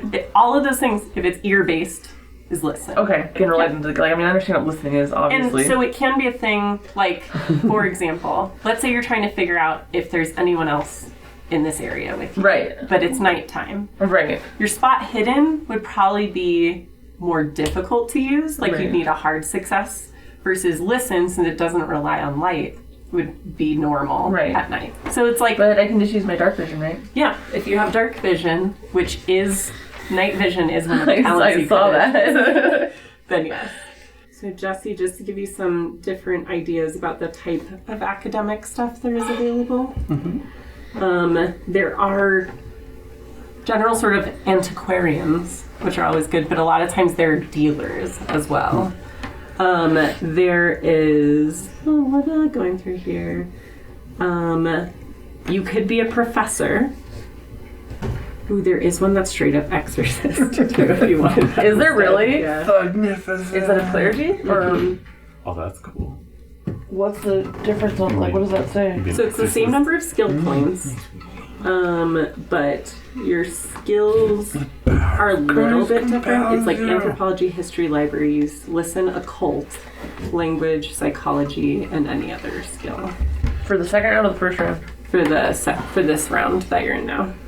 I'm sorry, so one more time, what was it? Anthropology, history, library use, Yeah. listen, Yeah. occult, Okay. language, psychology, and any skill of your choice. Yeah, could I do that instead? Yeah. Or like add that Yeah. on or whatever? No, you can do that instead. Yeah. Like I said, it's the same number of points, it just changes up your stuff a little bit. Right. All right. Jesse, going back to yours, seeing what else is in here. There is archaeologist, if you want to straight go that route. There is butler. That's a good one. I really don't want to be a butler. Let's see. There's librarian. There is occultist. You can straight up be an occultist. You can be a parapsychologist. You can be a professor, like we already said, a scientist. You can straight up be a student or intern. And that's pretty much it. That would be in line with it as far as stuff that's default in here. So what's the difference between was it an archaeologist or an anthropologist? Archaeologist. And a professor. So archaeologist is going to be based on your education for your points. And it's going to have appraise, archaeology, history, language, library use, spot hidden, mechanical repair, navigate, or science for the last one. You can choose one of those. Professor, I'm assuming is going to have a little less navigation. Let's see. Professor. It's going to be based on your education still, but it'll be library use, language, psychology, and any 4 other skills that match your academic specialty. Oh. So it gives you some flexibility based on the subject matter you want to focus in. But it's definitely more brainy stuff and less of the field work stuff.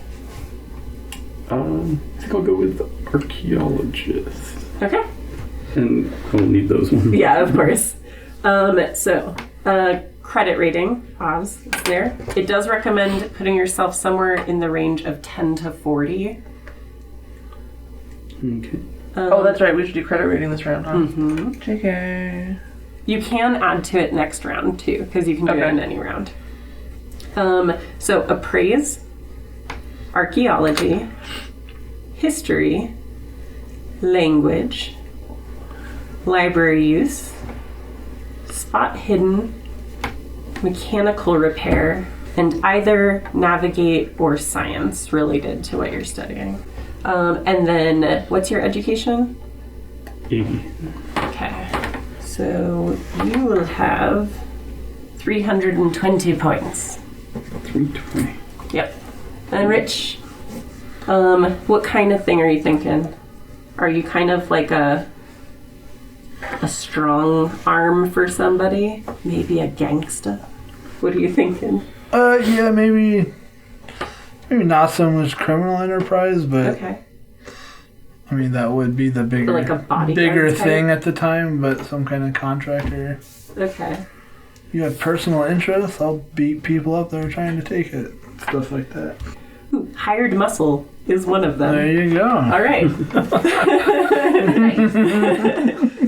So, credit rating, depending on how much they pay you, they're recommending you be somewhere between 5 and 30, which puts you in the poor to average range. Your skills, otherwise, are going to be drive auto, Got it. fighting, any of them, firearms, any of them. You can pick 2 interpersonal skills, which are charm, fast talk, intimidate, or persuade. And then psychology, stealth, and spot hidden. Alright. And then for you, Rich, I need to know both your education and your strength. Strength is 90. Okay? Education is 80. You have 340 points to spend. What did you say was my budget or credit rating, rather? The credit rating they recommended Yeah. for your Vatican exorcist Yeah. is between 25 and 55. All right. And again, 25 is average, 55 would put you up into the wealthy range, depending Okay. on how much they're bankrolling you, basically. Okay. Yeah. So there aren't any other fighting things. So On you the can kind of- add some. So like fighting brawl's on there by default, and then there's like empty ones underneath it, I want to say. So you can specialize. Like you can say like, so your brass knuckles would fall under brawl because it's just part of your fist, but you can specialize in like sword or other like chainsaw or other Would you melee consider weapons. grappling still under brawl? Yeah, that would still be under fighting, brawl, and strength, depending on what part of that maneuver you're in. And then even knives and daggers and small bladed weapons fall under fighting, brawl. It's not until you get to something a little bit that requires a little bit more technique that you'd have to specialize under fighting. But yeah, swords, axes, chainsaws all require a fighting specialty. A separate one for each, or Yeah. okay. Although I'd be okay with grouping like things together. If you're real into tomahawks or whatever, like, you know, you do. I'm thinking with the military and everything, like cavalry sabers and stuff. Yeah, so any sword then would work for that type of skill or similar. Probably not something he'd carry around all the time, but Yeah, but you may have it with your stuff. So, or you may find one and be like, I know how to use these. Man, Exorcist is such a cool one. It's like ridiculous. Yeah, so I can see that. Like you're an adventure tracker type, so you going down there makes sense. I was thinking I might have gotten hired on as Like a pathfinder or whatever. tracker, Yeah. local liaison, something like that. Sure. Because I'm good at embedding with indigenous locals. people in. They send you down there a few months And then before. Jesse's an You archaeologist, good so at kirking anywhere up? there's better you know than the things locals. to be found, you're like, yeah, let's do this. No. A pyramid forgotten to history, sure. Let's do it. Rich is being sent by his employer, so we'll have to figure out the reasonings for that. But they could be maybe investors, maybe collectors. We'll see. Could be. Rich may not have asked questions because it's his job. Rich didn't even know why he's there. Uh, Just excited to be. so if I add like a fighting, does it not get the same starting point No, so it will have the same default starting points as the regular fighting brawl. Cool. Yep. Only 2 things left to do on the character sheet. Man. What's your fighting brawl?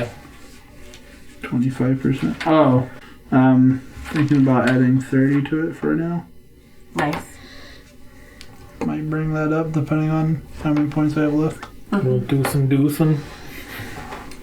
Especially with Karzimas. Rich's strength and size, his damage bonus and everything is pretty intense. I do say, put your dukes up.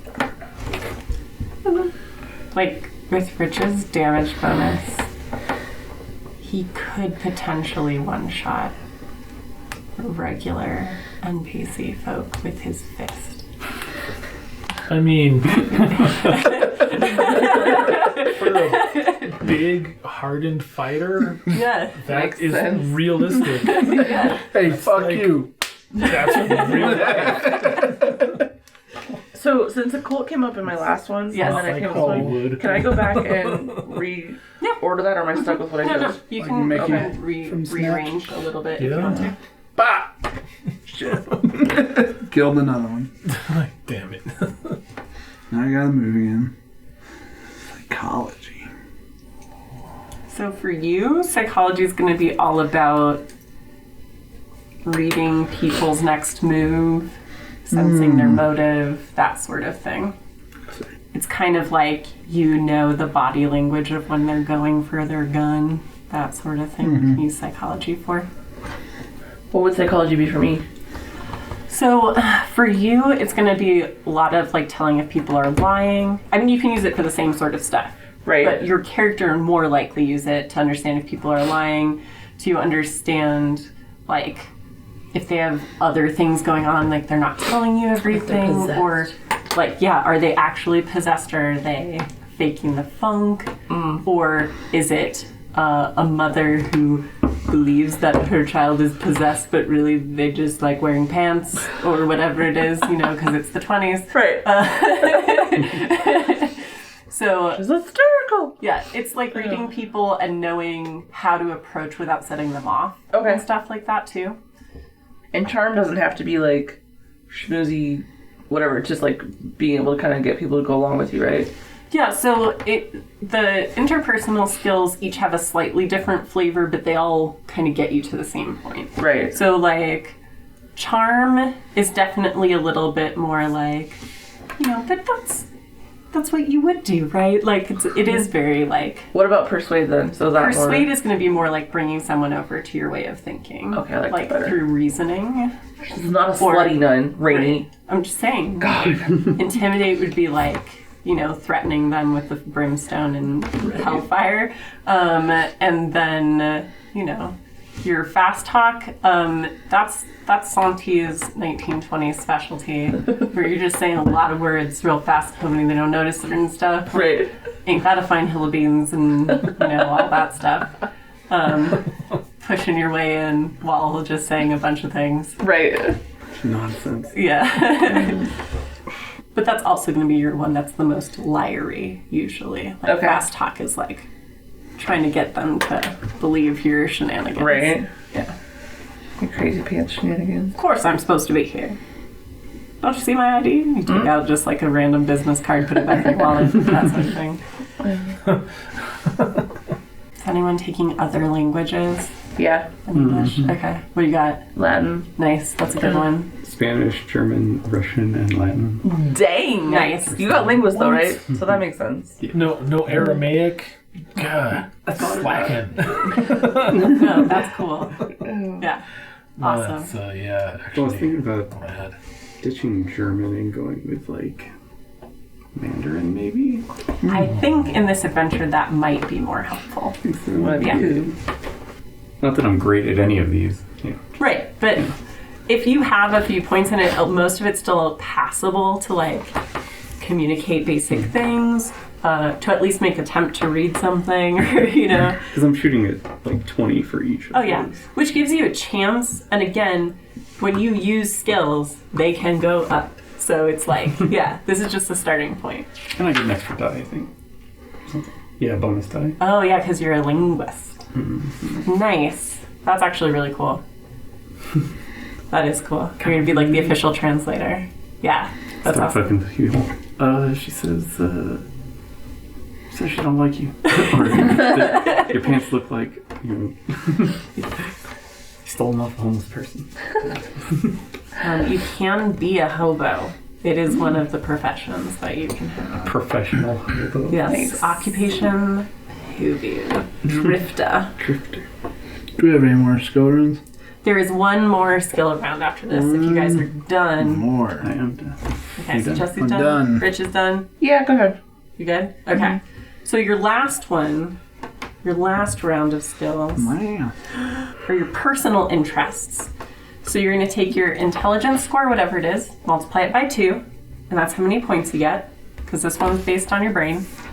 Personal intelligence? Yep. So your int. Int times 2 is your point value. And you can spend these points anywhere you think you need to fill in to make this fit the character you're wanting to play. This is why. Oh, like anywhere here? Anywhere.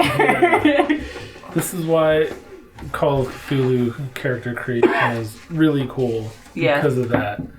To really round out Yeah, there's no classes. your vision.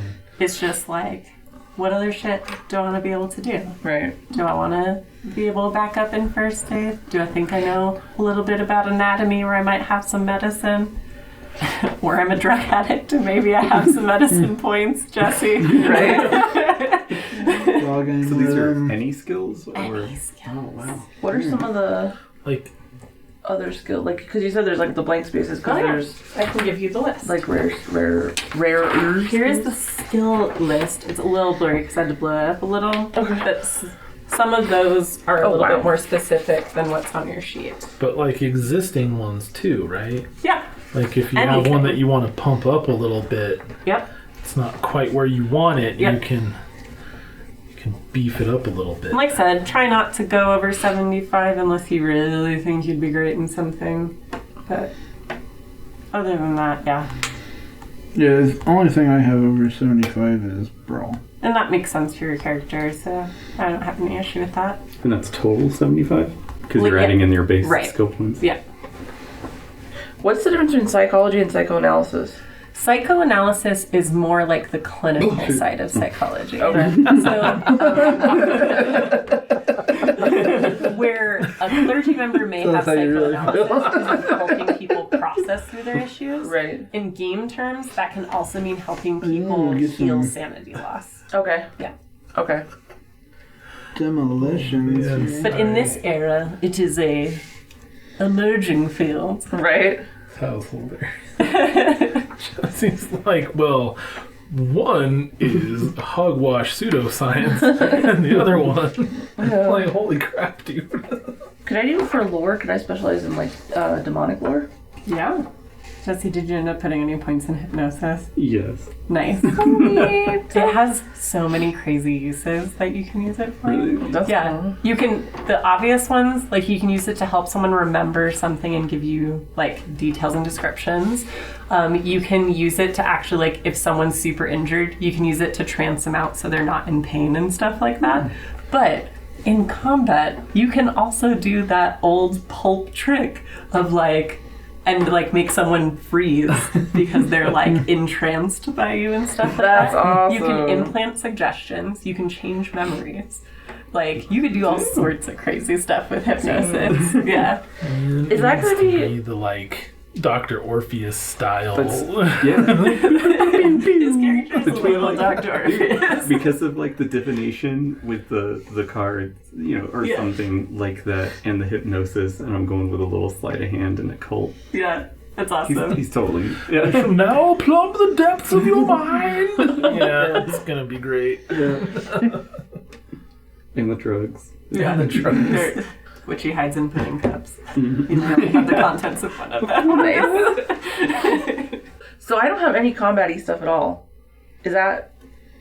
You Like, have the is there- defaults. Yeah, I have the But- defaulty stuff. With your personal interests, Yeah. you could say, based on history, based on like whatever, that you have had some training otherwise, and you can put points in anything at that point.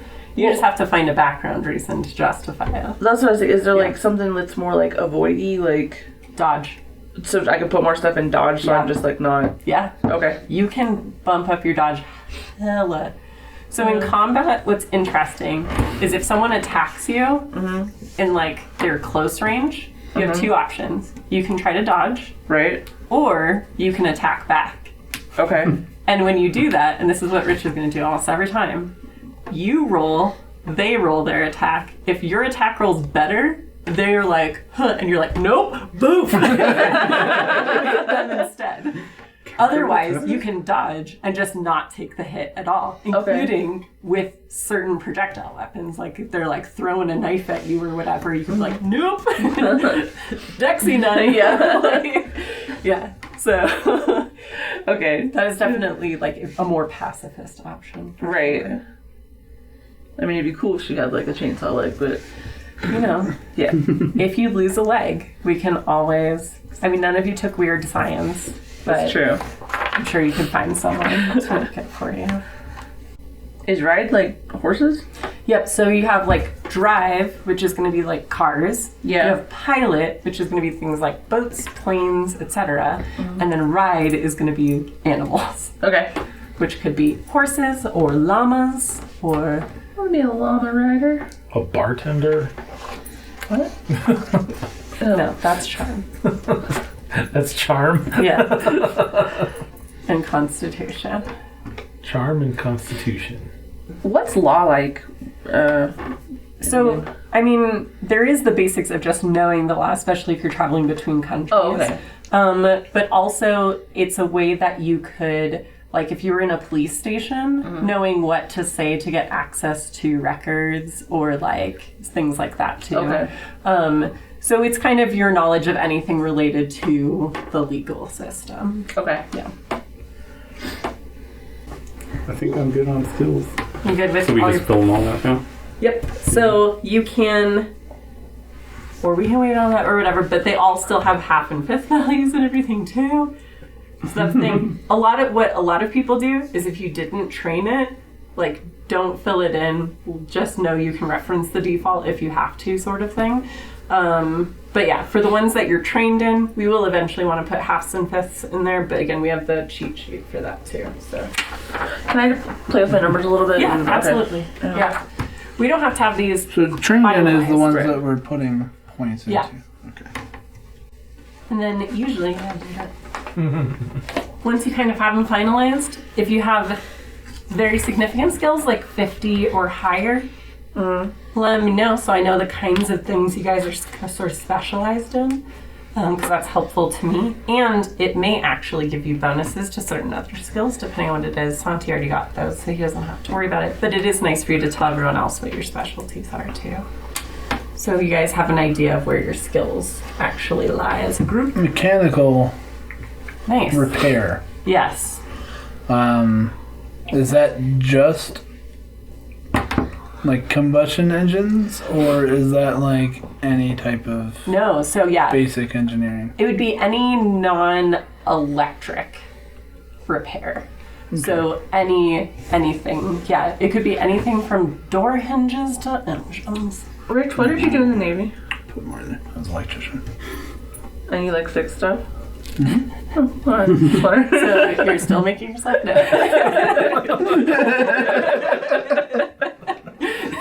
Yes, I made myself.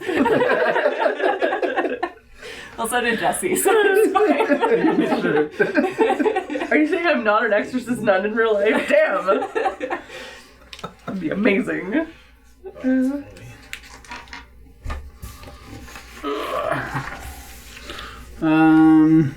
Oh, and then the check marks are for stuff we've used. Yeah. Yeah, so when you're done, erase your check marks because we're going to start those if you checked. You wrote Right. them I just wanted so you're to good. Right. keep track of what was Yeah. trained and such. I didn't use any check marks. No, you're good. So When you play, anytime you make a roll, if it's successful or a critical, either success or failure, you will check the box. And that means when we go through kind of an end of chapter phase, everything that gets checked, you will roll for to see if you can increase that skill. Oh, okay. Because it's the idea of learning by doing. Yeah, like, so that's how it works Yeah. with the things you use. And the reason you check the box if you crit fail is the idea that if you super fail at something, as a character, you're like, I'm never doing that again. And so you learn from it, basically. Okay. That's cool. So. But it also ends up kind of encouraging you to try different things sometimes. So you're like, oh, I already have a check in that. Maybe I should try history. Like, you know. That's cool. Yeah, it's a good, it seems like a nice system for that kind of thing. Santi, what are your specialties? My specialties are dodge. Uh-huh. I'm okay at climb too. Is it 50 or higher? It's 50. Okay. So Yeah. I can climb okay. But I'm good at fighting and shooting. And not bad at my own language. Like, Which is probably English? which is English. Okay. Yeah. Pretty good at listen Cool. as a tracker. And spot hidden. Uh-huh. Survival, specifically boreal forest. Nice. And track. Cool. So if I'm in the woods, You're good. I'm good. Yeah. I can find grubs to eat, and I can drink my own pee, and I can make a fire, and I can make a wetsuit out of a dead seal. Stuff like that. Oh, bye. Here, nun. Here, Sister Mary Frances. Put this dead seal skin on. Dude, did you read that off my paper? No. I wrote down Francis. I was like, Sister Mary Frances would be hilarious. Yeah, that's just random. You guys Pulled that out spend of too my much hat. time together. Random nun name. Yeah, it's almost like we play real-playing games together, like literally all the time. That's true. True story. How many specialties should you have? Like, you know what I mean? It just, it kind of depends. Like, if you went really high skill in a few things, you're not going to have as many things that you're specialized in. Right. As if you went a little bit more broad. But if you did that, where, like, everything that's your higher skills are really only around 50, Right. it means you're only succeeding half the time.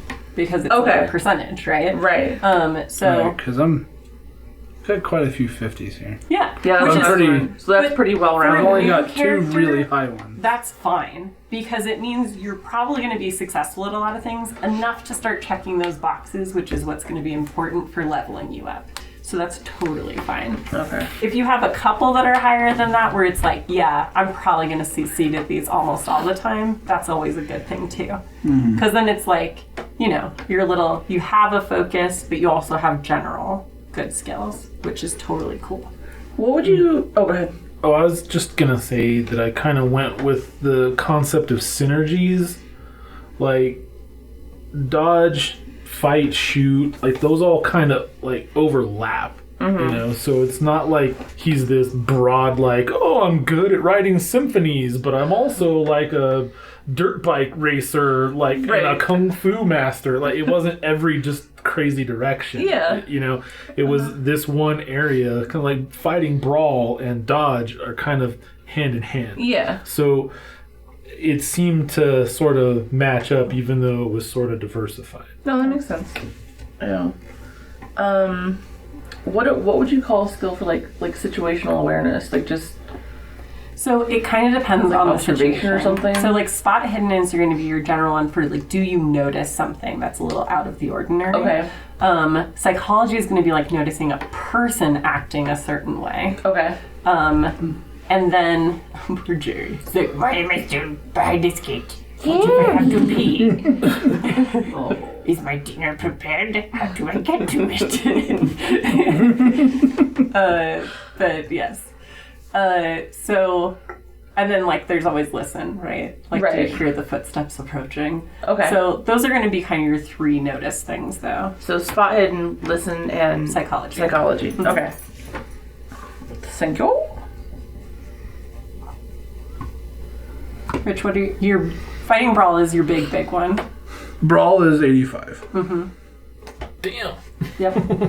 So I kind of, when you were talking about dodge, I kind of figured, yeah, he's gonna, Yeah. someone's gonna throw down on him. He's gonna be all right. Let's Yeah. do this. Yeah. He's not gonna try to move out of the way. He's just gonna punch you back. He's like, I punch you first. You don't punch me. Bah! Yeah. No, that's awesome. So he's got the high brawl. You know, fighting's been his thing. So high sword, Okay. just from the cavalry Yeah. sabers and such. You know, from his size and everything, he's Yeah. intimidating. So I had that at 70. Nice. And then just kind of what his job is. Yeah. No, that's awesome. That sounds great. And then going in with like the psychology stuff, I have that at 50. Nice. Since he was in like trenches and stuff, like they would take care of each other, so he's got some first aid skills at 50. Totally makes sense. Being down there, you know, you gotta listen for other diggers, so that's at 55. Spot hidden for Yeah. issues in the dirt. Yeah. Plus, I have a feeling, especially even just being hired muscle, your situational awareness is going to be pretty good. Yeah. Yeah. And then some stealth. Yeah, that's awesome. You know, when I got the intelligence roles and education stuff, I started thinking about more about his backstory before he came here. So I kind of used that to put a little bit of points into like library use and such. Yeah, that's cool. Especially because for libraries, everybody can roll and try to find stuff. And Santi will never find anything because he doesn't believe in libraries. Like, at all. He's like, At all. everything's spot hidden. I will spot the hidden book. The hidden book in this library. Where'd you hide it? Respect. Doesn't believe in accounting. Doesn't believe in library use. Library To use be is fair, my library use is at 20. So it's not like it's completely neglected. Sure. It's only mostly neglected. Yeah. And 20 is the base. That's why I go out. I think 10 would have been my base. For that. Would have been my Go base, ahead. but I don't know. No, I was it's looking just the default. On the sheet, it says Come on, 20. Fred. Yeah. Oh, yeah. You have the default. Never mind. Yeah. Correction. I have the base. You didn't somehow take points away from it, but I would have if I could have. yeah. All right, Jesse, what'd you end up with as your big skills? Big skills. Yeah. 50 or higher? Oh, 50 or higher? Yeah. Archaeology. Mm-hmm. And then I've got a lot hovering around 30 to 50. Mm-hmm. Like library use.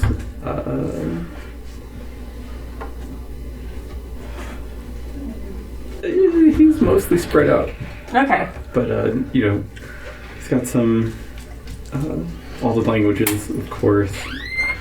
Natural world, around 40. Occult, 45. Nice. A little bit of sleight of hand, a little bit of appraise. Not that he would, outright rob some people. But you know the value of things. Little Yeah. bit. Medicine's 20, natural world's 40, occult 45. So it's kind of interested in the various drugs and such whatnots. Very cool. And how to treat himself when he ODs. Right. You know. Like I said, when.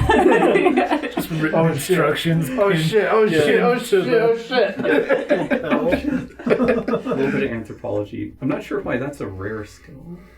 And why it's separate from archaeology. Yeah, and they are kind of, they're more than a little linked, obviously. Like, I think the difference, what is the difference that they say it is? He also knows how to knit. Because Because, you got art and craft? I did. Yeah. You gotta be able to give the little villagers, a sweater or, some gloves. You get a lot of You're really goodwill. into sweaters tonight. Man, you get a lot of goodwill giving people, stuff to keep them warm. I mean, That's a good point. And, I mean, a lot of people forget Peru is a high altitude mountainous region. It is cold. yeah. There's llamas. There are llamas in this adventure. Are there capybaras?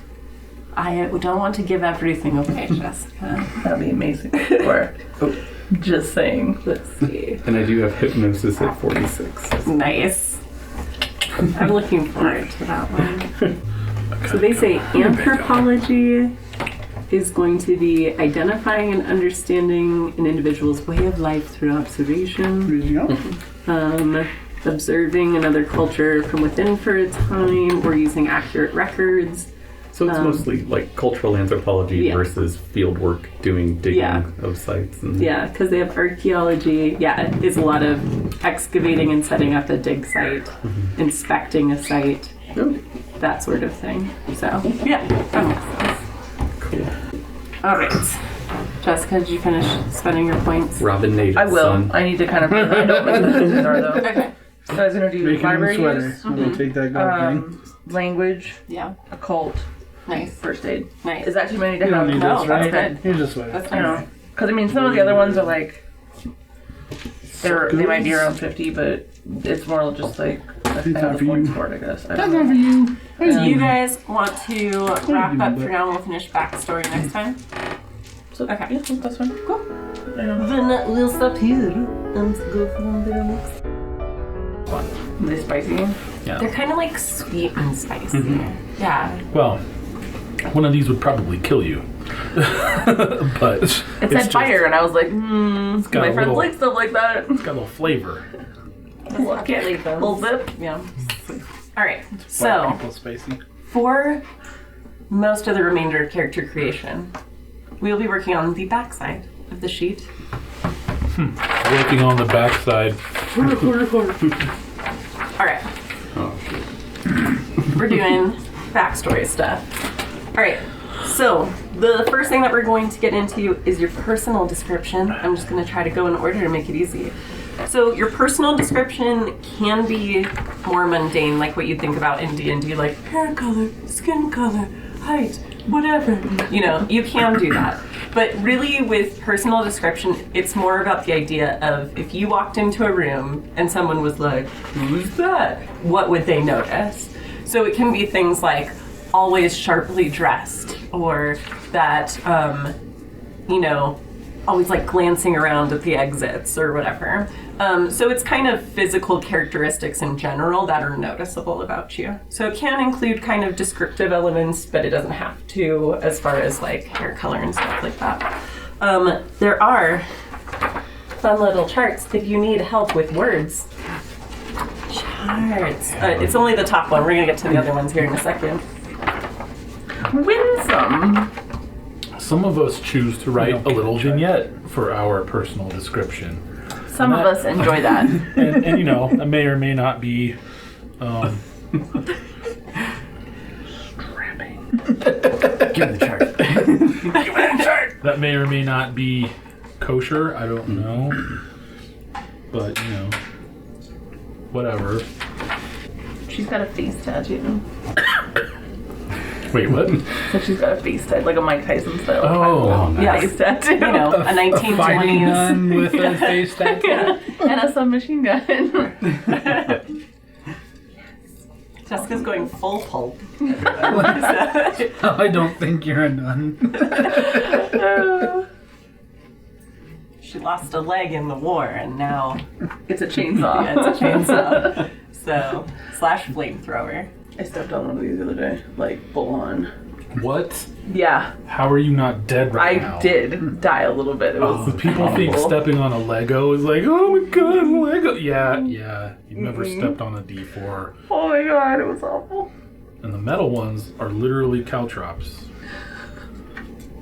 No fucking bueno. It was like in the carpet too, like in the rug, so it was like you couldn't see. I'm like, where the fuck is it? I'm like on one foot, like, where is this piece of shit? And obviously, you can adjust these as we go, but it's just to give us a starting place for how you're going to talk about your characters, because they're special boys and girls. Yeah, I should include some keywords for Q. I like how it has the tiniest text ever because you wrote so much for it. Jesse, look at it like, what are you talking about? I know, That's right? Jesse's normal That's just writing normal size. About. That's just normal size font. Oh, that's so good. Dude, that was the only thing people ever said just about you normal teaching. size. They're like, he writes so tiny on the board, and I was like, Jesse writing really big. Yeah. See, it's the same thing with the headphones. Man, I was purposefully trying to write larger. aww. I was purposely trying to talk quieter.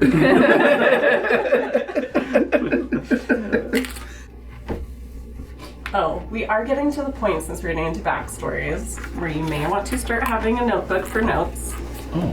So you may choose a color that pleases you. These are for you guys. I'll let Jessica go first Thank you. because she's the oldest. Just kidding. I'll take the gray one unless anyone wants gray. No, man, we'll let you go first because you're the shit. Thank you. Oh, these are cool. Where'd you get these? Costco. That was awesome. Oh, they have dog beds on Drum too. roll, please. For like $28, like the round ones. Yeah. Yeah. We have one of those in the office. Oh, yeah. I thought you did. These are awesome. There's a brownish one, Jesse. Oh, shit, yeah. I saw that one, I was like, that's just it's brown notebook. Wait till you hear my description, and then He's brown.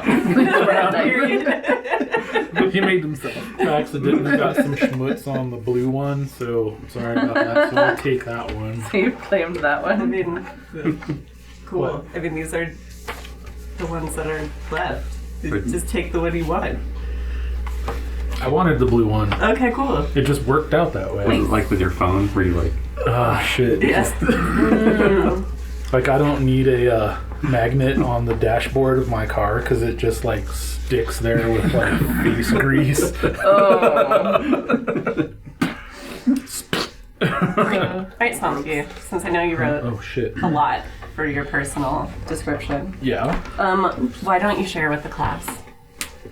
Okay, let me turn off my ringtone first because it's problem I run into.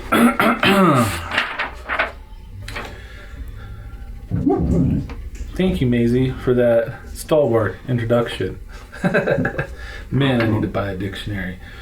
Eyes darting, devouring his new surroundings, Quentin, Q to his friends, stands in the bar's doorway. 6 feet of mountain hemlock, draped in leather and steel, glinting with the love of wear and care, strapped over fine, clean wool. A friendly grin peeks out from the forest of 6 weeks' beard as he calls out to the barkeep for his favorite drink, a hot tea with honey, lemon, and whiskey. Why are you not a writer again? Damn. I'm not, because I got bills. Damn it. All right, Jesse, yours done.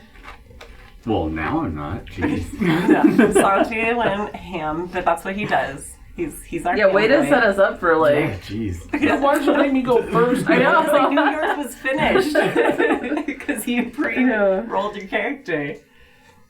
I mean, because mine aren't that detailed when I do them, so. Yeah, I could just be like strapping, tall, bearded, handsome, muscular, Yeah. big dick boy. Slender. And yeah, like Rich could be stocky and tanned, scruffy. I don't know. And? I did it random. Jesse, what was your Well, equally excellent personal description? I haven't yet come up with a name, so... No, we haven't gotten to names yet, so it's all right. Okay. Oh shit, we have to names today? We do have I'm to gonna need names. like another hour for this. That's the hardest part of And while we wait for creation. pasta and water to boil, we'll think of names. So I just went with something general. Yeah. And, yeah. So he's, an academic, but does field work, obviously, stealing the treasured artifacts of indigenous peoples. Right. So It's not that he's- they belong in a museum, it's that they belong on your shelf. Exactly. Yeah. He's the opposite of Indiana Jones. Well, I don't know. I'm pretty sure he was just, stealing as well. Did Indiana he ever Jo- put anything in a... He belongs in a museum. He always Like that's says all it. he says it all the time. I don't know. Yeah, he actually did he not? Fair. No. So just, weathered, dusty. He's got, salt and pepper, unkept hair. 'Cause Nice. He's kind of, Yeah. unwashed. Travel worn in general. And, overall, brown. Does he have like his tweed jacket with the elbow patches? Gotta have the Yeah. elbow patches. Nice. Yeah. Nice. Very And good. of course, the vest. Yeah. Maybe a bowler hat. I'm not sure on the hat yet. Probably Panama. It's that time of year you gotta have a hat. Jessica, did you think of words yet? Yeah, I was thinking of she's a nun, so I think people tend to notice. Do you people rock that are- like the full habit? Yeah, I most of think the so. time? I think so. Yeah, I was kind of looking, and I think that seems to be the general kind of. When you're Catholic, so you can have a rosary and stuff too. Yeah, well, accessories. Yeah. Yeah. But I think she's kind of smaller, but she's kind of like tight-lipped. I think is the word I'm looking for. Like She's not got real. that kind of austere, stern look. to Yeah, her. kind of steely-eyed, but just kind of subdued. Like she's not like Mother. I don't know who a scary nun is, but she's not like. Not too severe. Yeah, she's not like too severe. She's just kind of subdued and but just kind of serious and tight-lipped and. She's seen some shit. Yeah. Stoic. Stoic. Exactly. Thank you, Rich? Santi. Oh. Are you Holy shit, I just found a tanned picture of her. and stocky? Oh, No. No, because stocky guys probably wouldn't be that good in the tunnels. Yeah, no, it's Got true. it. I'm just saying those are the words San teaches for you because he's a butthole. Look, moles are pretty fucking stocky, and their whole thing is tunnels. So I'm just saying it could work. No, but again, scrawnier, Right. but definitely more like what is there is muscle. It's like wiry. Mm-hmm. Yeah. Didn't somebody say Kevin Hart? Like Kevin Hart was that for something else? Oh, like because he's like small and hella buff. Yeah. Oh, You know, looks like a fighter, but scrappy. if you looked in his face, he's not like some dumb meathead. He's always got sharp eyes. He's always looks like he's ready for whatever's there. Like Brad Pitt and like Snatch or whatever. Is that what you look like? Nice. I like this game. Even gonna be talking like him a little bit. What's the app score? Because you need a What's high your app score. What's your app? What's my app score? Oh, okay. That's not super. That's 40. Okay. That's not bad. Is that appearance? Yeah, that's your appearance. So it's kind of in the average range, but I think we talked about maybe having a scar or something like that contributes to that. So. But I was thinking around that time, wool suits were kind of a thing, especially for people in his line of business. Absolutely. What is his line of business? He's A punch man. a punch man. Oh. He is a personal He makes punch at parties. He is someone that people hire to protect their He's investments. muscle. He's a tough. Or to Tough. push people from their investments. Okay. And he wears a driving cap. Nice. Nice. Oh, I like those. Check it out. Yeah. He will just- also have that. I just had to point to the brass knuckles under Yes. my weapons The brass section. canoe glaze. And They're he's very like, fancy. I see you have brass knuckles. I do. I mean, Should we that's fist bump nice. our brass don't knuckles? have any weapons whatsoever, good sir. Alright. So, What are you talking about? Slipping them carry on behind weapons? your back. You guys just got the biggest stink eye ever. it's mostly stink chin, but it's fine. It was. You're Kind of awesome. No, you're good. The next section we're doing is ideology and beliefs. What we're looking for is like a sentence that distills a core belief or truth that is important to your character. Now, there are some ideas on the sheet, or you can even use those as a rollable table if you want to do that. Because I know some of us, Jesse and me, love rolling shit. But it can be everything from a religious belief, a political belief, it's just something that's strongly held. A personal truth.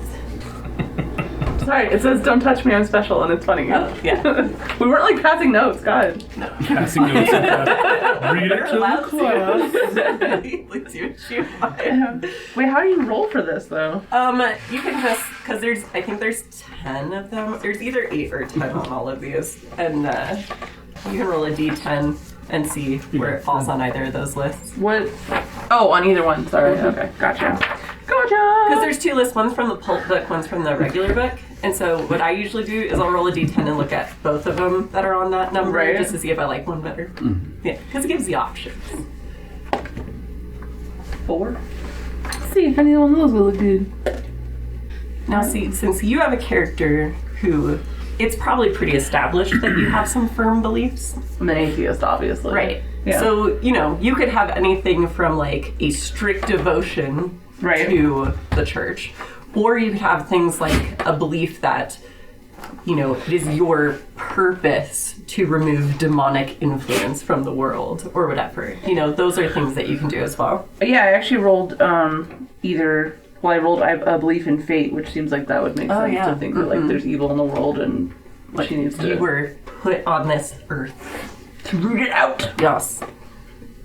Yeah, I'll stick with that. Okay, cool. Did you already do this press, Monty? Yes. Of course. You're so ahead of everything.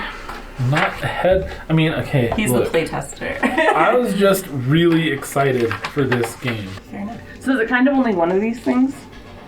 Yeah, you want to distill it down into like one thing, like one phrase, one sentence, but something that you can use as like, this is something important to my character. That's really the section we're on right now, is for you to have a few things that will help you define how your character interacts with the world. Okay. I mean, you could have a couple in there if you wanted to, if you knew there'd be 2. Yeah, because I didn't even realize. Always go to church on a Sunday. Like, whatever. I do. Not today, Satan. It's time for church. If I want to be the church lady. Pip, pip. Let's go. Oh no. Pip, pip.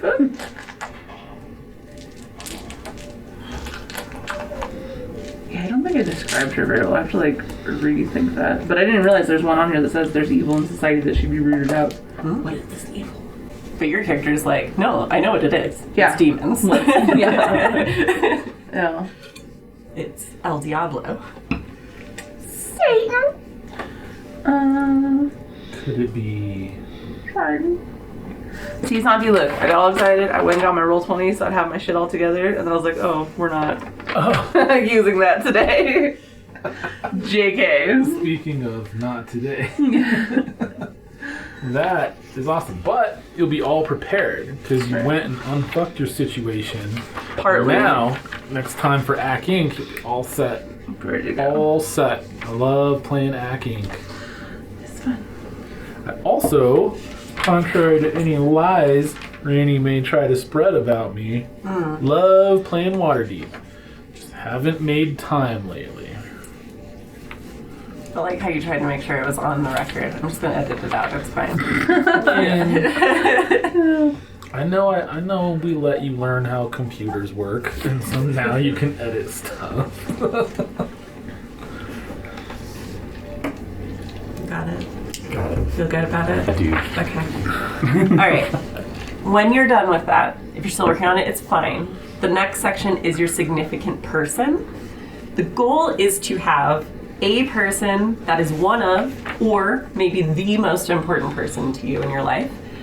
So there are actually two tables on this one because what you want is who that person is and why they're important to you. So one of the tables is people, and the table after that is like why you have this significance attributed to them.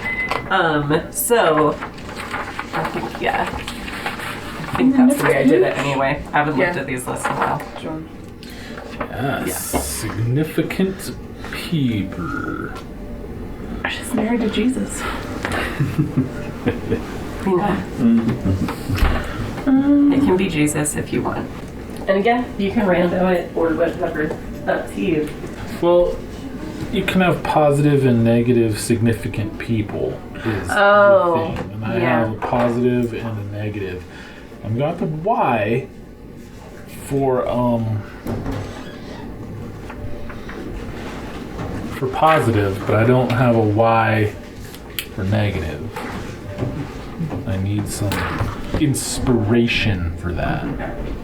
No, it just made me think of Angela from The Office as a nun.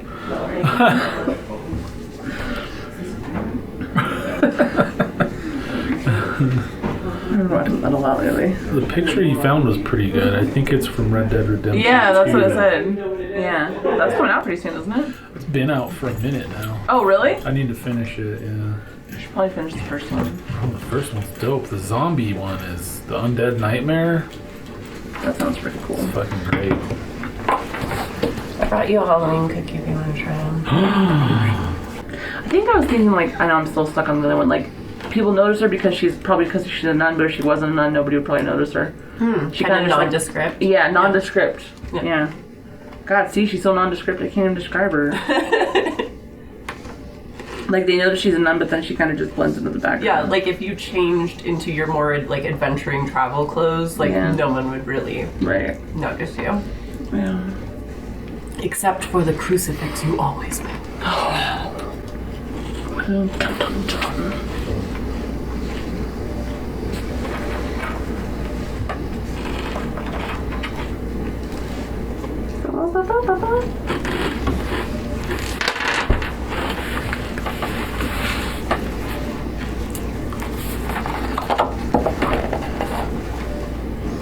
Oh, that's kind of cool. I got person who taught you your highest occupational skill. Maybe a priest that went like missing, like after like fucking Cthulhu or some shit. Cool. That would work. Like a mentor type person. Alright, when you're done with that one, obviously there's always more. Your next one is your meaningful location. Again, there are tables. But again, you do want it to be as specific as possible. So the list gives you some ideas of categories, but then get specific. So like if your place is a grave, right? Make it like the grave of your mother in city / wherever. Okay. If I had like a mentor priest and he's like gone missing, would that fit in with Your person? Yeah. Yeah. Yeah.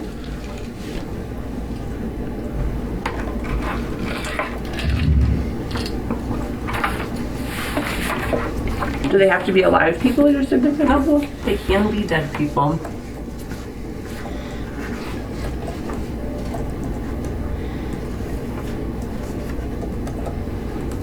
Because their significance doesn't have to be in something they're actively doing. It can be like unfinished business, regret, fond memories, things like that. Because I was thinking maybe somebody she loved like died like in some kind of a supernaturally weird way. And then she was like, hey, Dean Winchester, let's go fucking hunt some supernatural shit. Right. And so you got your 1920s Mustang. Yeah. Yeah. Okay. With Dean Winchester priest. And now he's missing. Gotcha. Oh my god, he's John Winchester the priest. You don't watch Supernatural, do you? No. But yeah, you can name him that. I think I will. Yeah. Father Winchester. It's a good name. Daddy Winchester. Daddy Winchester. Oh my. A place for socializing, aka a gentleman's club. Oh my. Or an uncle's house. You know, similar. Oh. And I know you're still working. Your last one is treasured possession. The only thing I want to say about treasured possession, besides the fact that it's my favorite one, because you can get some weird shit, but the idea is it's probably something that means so much to you that it travels with you. You may not carry it everywhere with you, although if it's small enough, you could. It could be something like you worry in your pocket all the time and stuff like that. But you probably would keep it like safe somewhere. It might be in a box under your bed or whatever. But it's usually something that you're gonna have access to if you can. Does anybody need this? If you don't. Yeah. It's something that you still have, though. Usually it's going to be something that you have access to. If you wanted it to be something that is lost or that you are seeking, that's also acceptable. But much like your person, it's just an item that has special significance to you. What are you giggling at? Giggle pants? It's just brass knuckles. Yeah, On it this is one list. of the... I'm like looking at the rest of it and trying to think how I'm like trying to build a story that might be the. Does it have to be one of these things? Mm-mm. Those are just inspiration. Can you have more than one? Yeah. I feel like she would have her rosary with her. Yeah. I mean, you're gonna have stuff too, but yeah, obviously if your rosary is especially important to you, which that makes sense that it might be, you can have it in your treasured possessions as well. Fair. And then when you're done with all your stuff, your last thing we'll need to do before we talk about how we're using your background stuff is your traits. And that's kind of like your personal description, but instead of describing how you look, it's going to talk more about what someone might notice about you when they interact with you. So it's more about your personality. And there are obviously tables and ideas for that as well.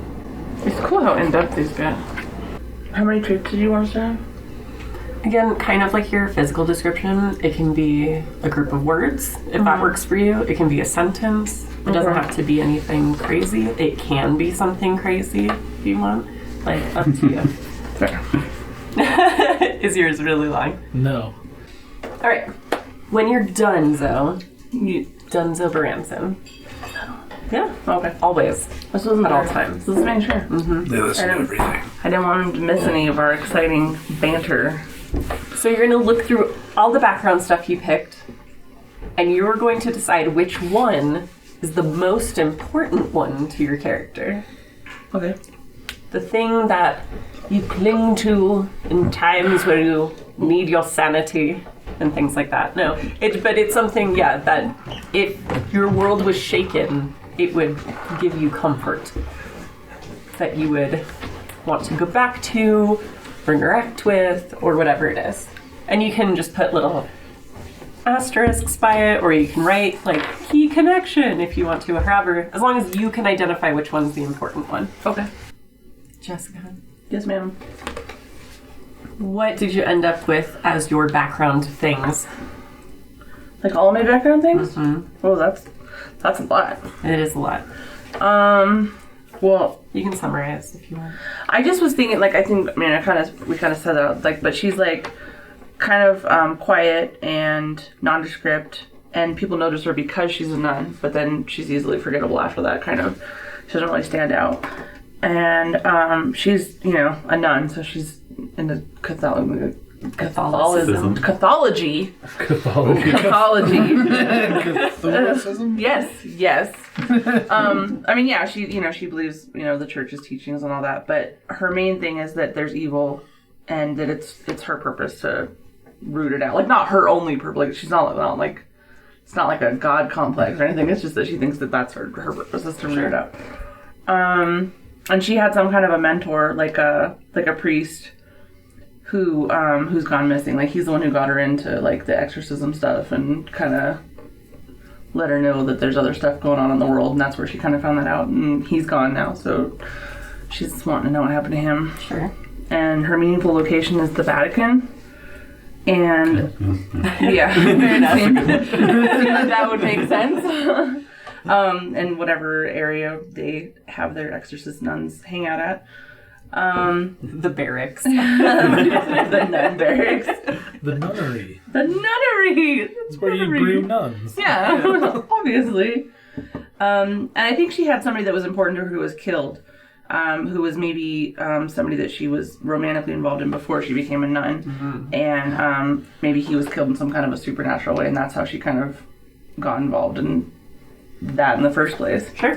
Okay. And so her treasured possessions are his watch and her rosary. Which one's your important one? The watch. Okay. Yeah. Nice. So she's a grave robber. Yeah.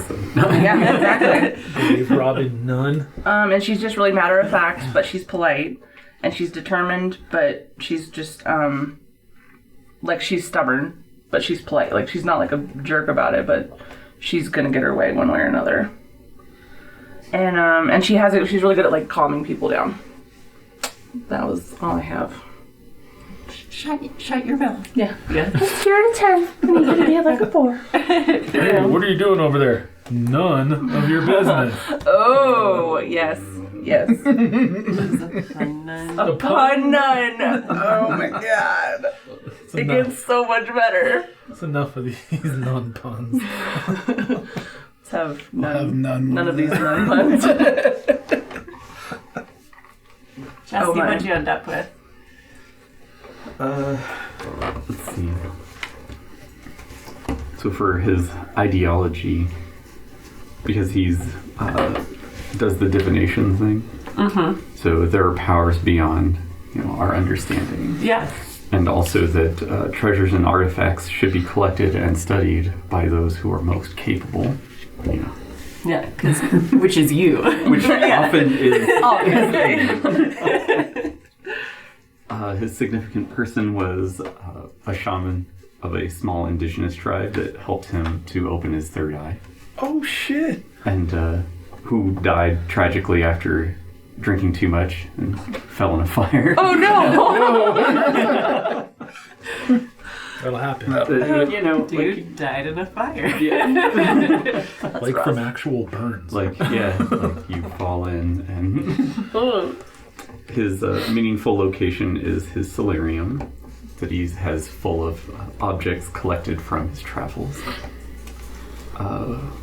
His prized possession, it's a scrimshaw bone pipe that he uses the smoke for divination. Nice. Fancy. Which I thought would be pretty cool. Yeah, That does sound cool. He is generous to a fault, so always giving away money and belongings to the people in need. So even though he takes it's like the cultural balance. possessions and such whatnot, he'll also give away what he's got. Yeah, that's about it. Which one's your important one? The key connection would be his trait, so giving away things. Nice. Rich, what'd you end up with? We were trying to ideology. Wherever you want. So Stephen believes that his destiny is already decided. No He's fear. just Yeah. kind of following the path. Sure. And he also believes that hard work never killed anyone. Which ties in with his trait that he is he's received a reputation for being a man that can always get business done. The significant person is a childhood friend named Thomas, who left with Stephen from Australia to go to the war. And when they were in the tunnels, he jumped in front of a bullet for Stephen, lost his arm. So now Stephen takes care of him. So while he really likes Thomas and has always liked him, but now Thomas is starting to become a bit of a burden because lost his arm. Back in those days, there wasn't anything like paying a vet for an injury that Right. he can't really work with one arm, and he's just drinking a whole lot. Yeah. So Steven's trying to take care of him because he does owe him his life. His meaningful location is Brisbane, Australia. That's Nice. where he's from. Yep. Hometown. Misses home, but he doesn't regret leaving to search for where his destiny was taking him. And his treasured possession is a silver British War medal that he received for his time in the war, Nice. which is also his Your important one. key Nice. connection. Very cool. Nice. Salty. What words did you end up with? So, Give us your words. Q's ideology is that of all God's creations, man is unique. He can choose to die for an ideal. Conversely, given an ideal to live for, he can endure almost anything.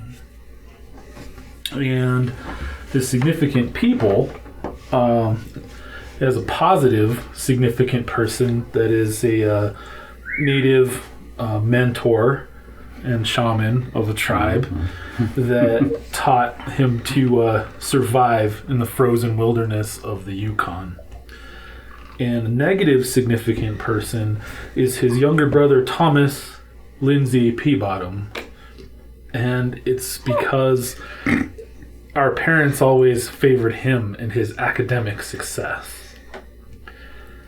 And my happy place is the northwestern North American wilderness, living among my adoptive native tribe.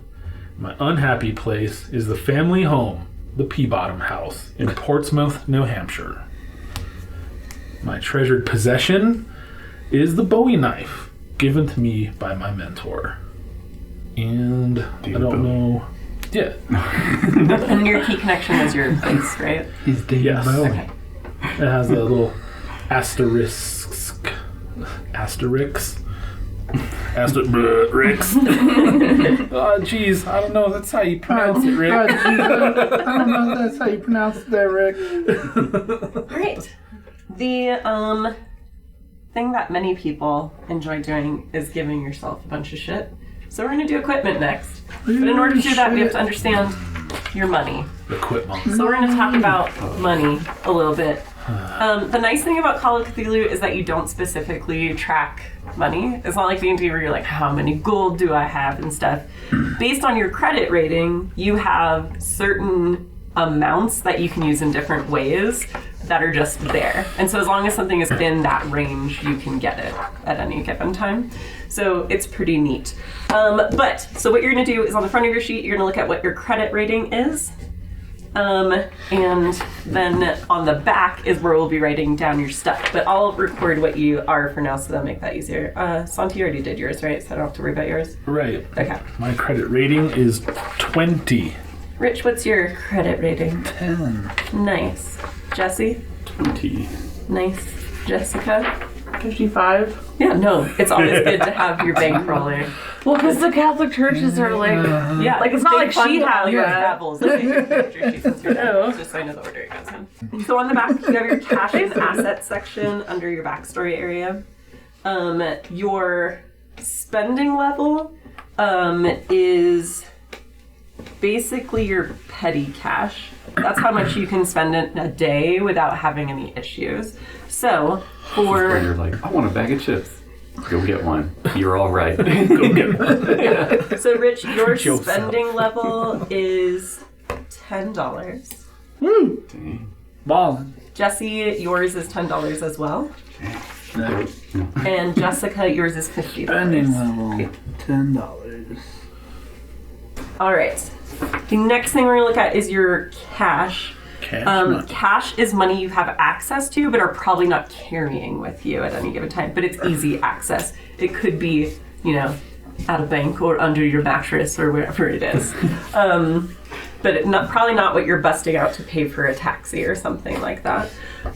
So, Rich, your cash is going to be $20. Jesse, yours is $40.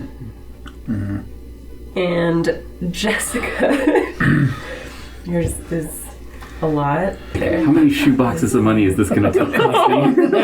One shoe box, two. I love how it's like 1920s, so it reminds me of Johnny Dangerously, where the two gangsters are confronting the cleaning lady. Hey, sister, how much is it going to take to buy you off? And she's just like, $17,224.19. Like, she just has this exact amount $275. ready to go. Damn. It is nice when someone in your party can just be like, don't worry about that. I will buy us passage on the ship or whatever it is. Like, it is nice. Actually, now that I think about it, she didn't rattle off the amount first. She had a question.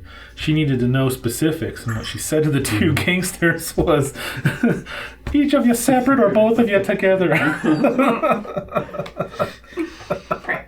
Your assets, the idea behind assets is that these are things worth money that you probably have access to that you could sell in a pinch if you needed extra stuff. So like it could be like a house or an apartment that you own and the furniture in it, an office. It could be a place full of artifacts that you could auction off if you needed to. So what I usually do, because there's two lines, is I'll put the number on the first line and then a quick note to self on the second line about what those things are, just so you have an idea. But It's a bag full of gold teeth. right. Gross. So Rich, you have $500 worth of assets. Woo! Jesse, you have $1,000 worth of assets. And Jessica, you wealthy piece of shit. Needs a calculator. I know, I don't like doing these maths. I love that needs a calculator. Yep. Okay, $27,500. Jesus. We need to hang out. What? 27? 27,500. Yes. Jesus. And that Did I ever may tell you be how it much that I back Like in that's the a really big enjoyed. role. Yeah, well, that might be it. Like back in the Vatican, maybe you have a private apartment. Maybe you have multiple in different parts of the world where they send you and things like that. You could have maybe a car that they let you use for traveling around Europe to get to various places, that Okay. sort of thing. So yeah, obviously as a nun, it's not likely you have all this like random fancy stuff. Right. But yeah, so in your case, we might consider it more like this is money you could ask of beyond your normal Right. expenditures. Right. So however you want to handle that is Okay. fine. All right, there you are. All right, so keeping those things in mind, your cash and your spending level are a good guide to something like your character could get in a day, like just on a random shopping trip.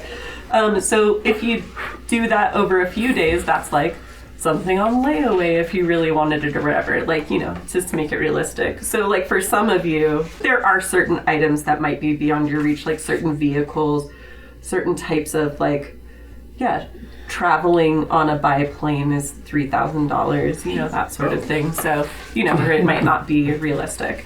So I have a couple of different handouts. These ones are kind of normal equipment type stuff, clothing, what lodging tends to cost, like gear, because you guys know that you're going to Peru, so maybe you got some weird camping gear or stuff. So there's those. And then these are I mean, mostly what this side of the table is going to care about, which is weapons and ammunition. The only thing about these lists that you need to worry about is that some of them are 1920s weapons and some of them are modern weapons, so just double check it before you... Don't give yourself a laser sight, like... And then for, like... Some of you, like, I made a character one time who was a nun, and she had a big iron cross that was also one of her weapons. Nice. Because it could be used that way in a pinch. Fair. But yeah, so we can also assign stats to things after that. I know on the weapons list, some of them are a little small to read, so I'll give them to you if you need them. But it's more just so you have a list of, because there's so many weapons. So many weapons. Oh, sweet. Nunchaku. Yeah. 3 pairs of silk hose. What I will tell you about your inventory and equipment is that detail is usually a good idea. So if you say, I have a camera, you should probably say how many rolls of film you have. Or it's going to end up being a luck roll to see if you remembered to bring film, that sort of thing. So you do want to make sure if you want to have an electric torch, a flashlight, you should probably give yourself one. Otherwise, you don't have those things. So sorry. Which budget am I using to? So you don't have to worry about like what things cost so much unless it's something spendy. Well, for you, you probably don't have to worry about any of this. But like for normal characters, It's supposed to be a peasant thing. yeah, for a normal character, what I would look at is if you're like, ooh, would my character have the wool suit or the linen suit? Okay. And you'd be like, are these out of my range? I'd probably have the cheaper one, sort of thing. Okay, so it's more like Yeah. you don't But have to actually. your spending level is so high, he's just dropping twice now. Okay. That you're probably fine. Okay. A satin turban style hat, obviously. Well, yeah. That you wear like under your habit, so it's just super high up. Yeah, so it's just a big. Yeah. Oh. Oh, and then for those of you that are weapon-minded, again, this side of the table, you probably know more about some of these guns than the book does, because we've already run into that issue before where it's like, well, that one did actually exist back then, so, there's some wiggle room too. Or if there's something you want, but they don't have it specifically, we can still stat it out based on the type of thing it is. And I put the weapons in the weapons section on the front. Yeah. And then like stuff that goes along with those, like cartridges and shells and gun belts and bandoliers and all holsters and all that shit on the camping back. tents and stuff. Yeah. Yeah. Okay, cool. Yep. Jeez, 85 cents for a mechanical pencil? Must be one hell of a mechanical pencil. I mean, this is new technology, Jessica. Jeez. Complete diving suit. Oh, nice. Yeah, with Those the helmet old-timey and everything, diving yeah. suits with a little Yeah, a little brass window. thing. Yeah. Damage bonus. Okay. Turkish water pipe. Turkish. What? Oh, like a a hookah. Yeah. Mm-hmm. Like, Bible. Jessica, I would recommend, for you probably have a Bible, and think about what kind of gear would be associated with your exorcist activities. Yeah. You probably have some holy water and things like that. Don't be afraid to give those in your inventory. Okay. Let's do just a quick Google search for... Is a watchmaker's eyeglass the one that's like the that comes down those little Yeah. cones that I imagine you have for painting miniatures? And I if wish you I don't, had that. you should totally have one. Yeah. That'd be amazing. All the different cards. There you go. Hell yeah. You looking at boobs? 50-50 right there. I mean, yeah, that's even money. Is it trucks? Boobs or trucks? Oh, is it boobs on trucks? Boobs and Oh. trucks. Trucks. Titties with on boobs. trucks. Yeah.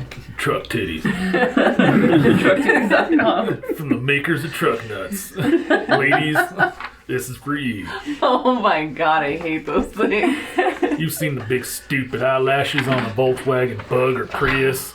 Now you can get a big floppy set of titties from your Ford, Dodge, Chevy, or GMC. No, I was looking at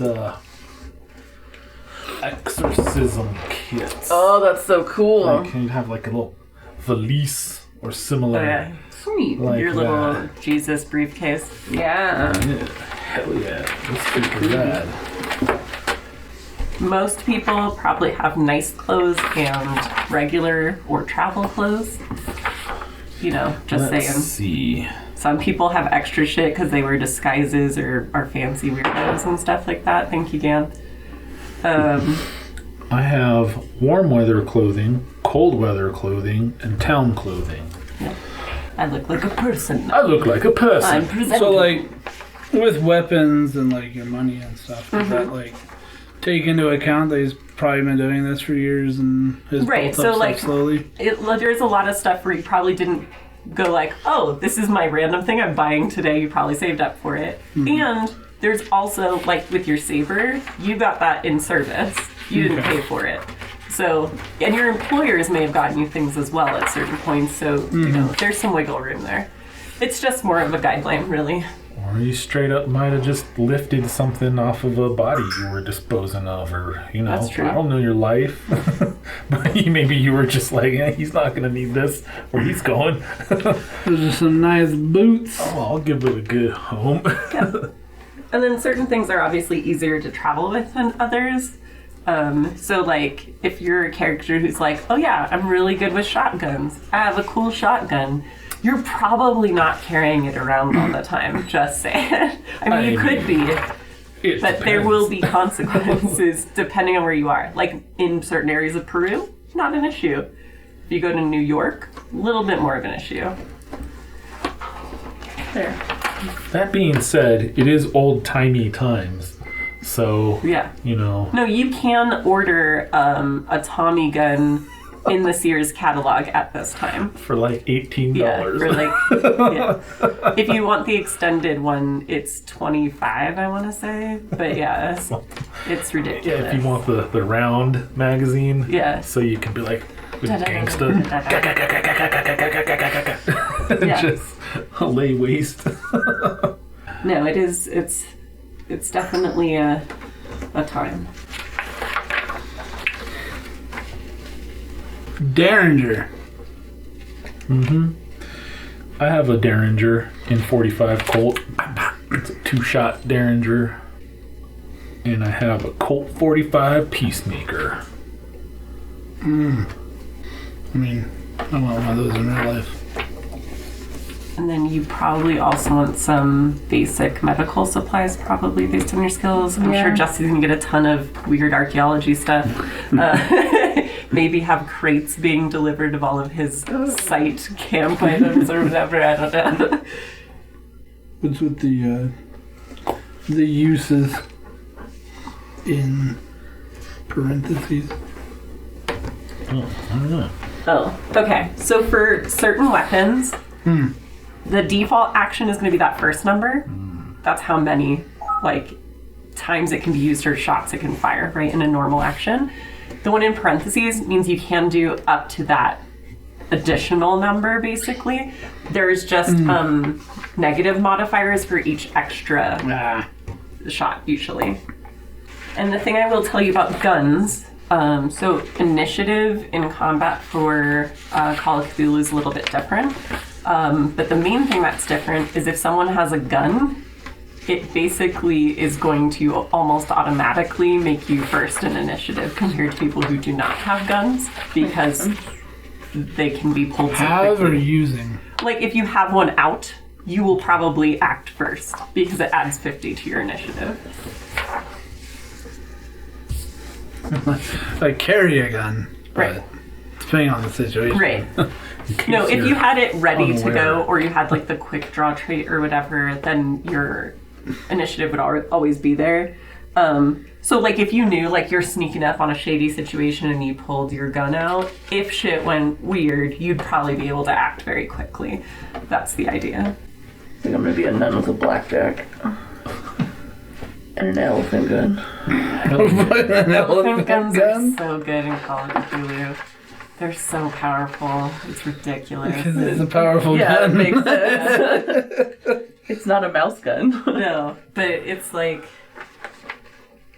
oh, it's magic. Normal ass rifle, right? Well, let's not do a 22. Let's do something like a Garand, right? 2d6 plus 4. Elephant gun. 3d6 plus 4. Jeez, so good. Yeah, you can take 2 shots in a round with an elephant gun. Oh, did you get yourself some knickers? I think I shall They come in handy. have a pair of knickers. Yeah, that way if you get frightened by something, you'd be like, oh crumb, I shit my knickers. Oh, crumb indeed. Oh, bubble. I like how it says laxative, nature's remedy. Shit your brains out. So you just basically have to write down, or you want to write down like everything. It's better to be more detailed and feel like you're overdoing it a little than not to. Right. Gives you more options. Well, obviously I need a medical case because how else am I going to carry all this shit? True. Like the old One of those doctor's sweet doctor bags, yeah. So how do weapons work if you don't have like a specific skill? You get the default skill. So the number that's in parentheses next to the skill is the default. And that's what you would use until you gain points in it through youth. I'd like to add So like bag most bomb. people are not bad at guns.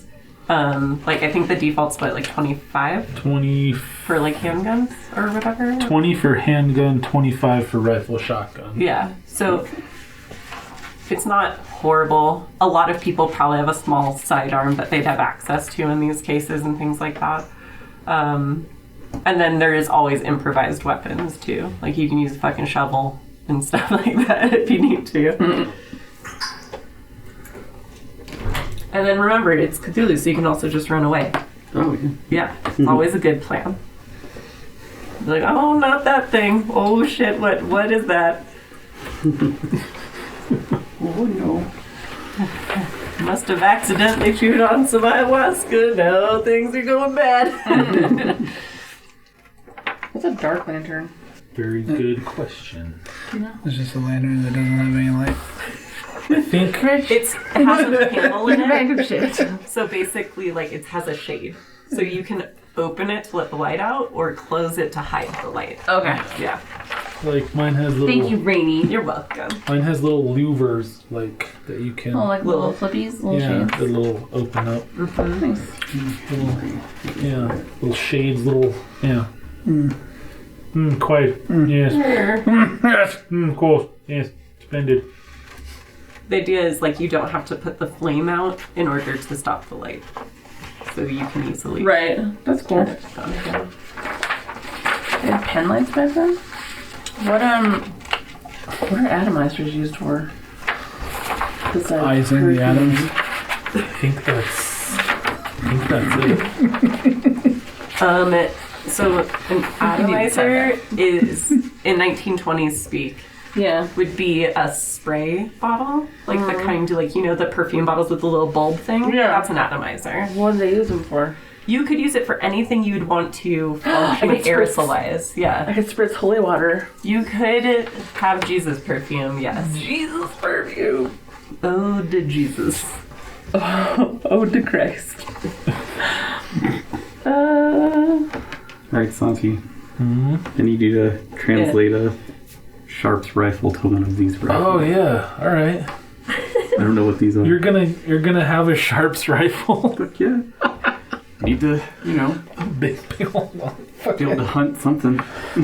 Yeah, you're used to working in the field, then yeah. That makes sense. Dude, when the jaguars come for you, Yeah, that's such an amazing looking gun, too. It's just so ridiculous. they're amazing. Let's see. Love them. Super long range. Probably gonna straight up be an elephant gun. Do you think Does it have the caliber on there? I'm looking at right now, too. 50 cal muzzleloader? No, it was a breech loading. The Sharp's rifle. It's a 52 caliber or 50 grain cartridge. Then it was converted to a 4570 government. The elephant gun? Now The the Sharps? Mhm. Yeah. That's why I'm saying it's probably an elephant gun. those are usually way more ridiculous, aren't they? The Sharp's rifle is freaking ridiculous. So, I mean, dude, It's a 52 caliber, 475 grain bullet. Yeah. I mean, yeah. But it was converted, as Rainey said, to 4570 government in 1873. So that's probably what it would be. Which is still hefty. Still in use today as a hefty ass round. Let's see. Because it's like hella long range. That's what it was known for. Would it be more like a Garand, maybe? No, Garand's only 308.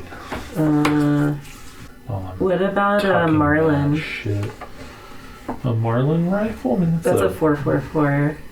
Yeah, it'd probably be. I mean, I don't know. What's like I said, does the elephant gun have a caliber on the weapon sheet? It doesn't. It just says. Okay. No, it just says it's a 2-shot, like a shotgun. Yeah, that's yeah.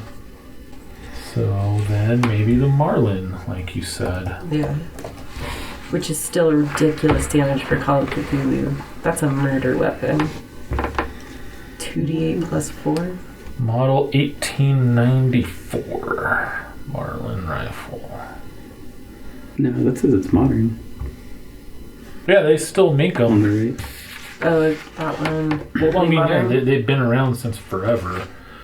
But it's like the lever action. They also are in 4570, the Marlins. So that's probably a good analog, I would say, based on the caliber. That's something we to- found out with the gun sheets a lot, is some of the weapons they list as modern only, but they did actually exist then, so we've had to do some translating. But I think that'll be your closest one.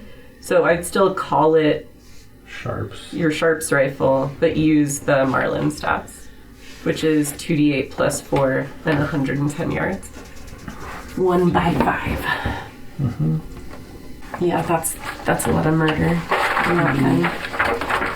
Assuming you hit.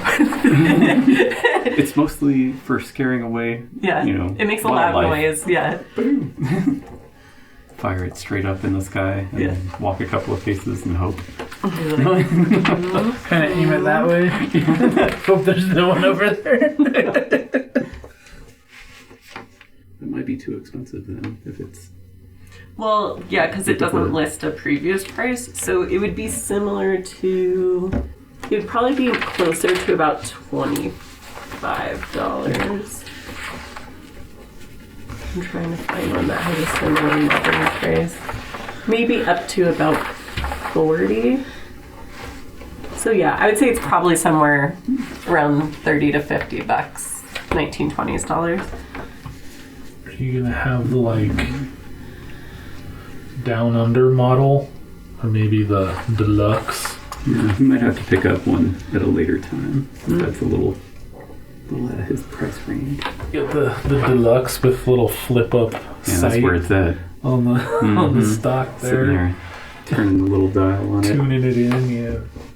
You can- or you could go with the down under version, which has the little flip up sight further up on the barrel.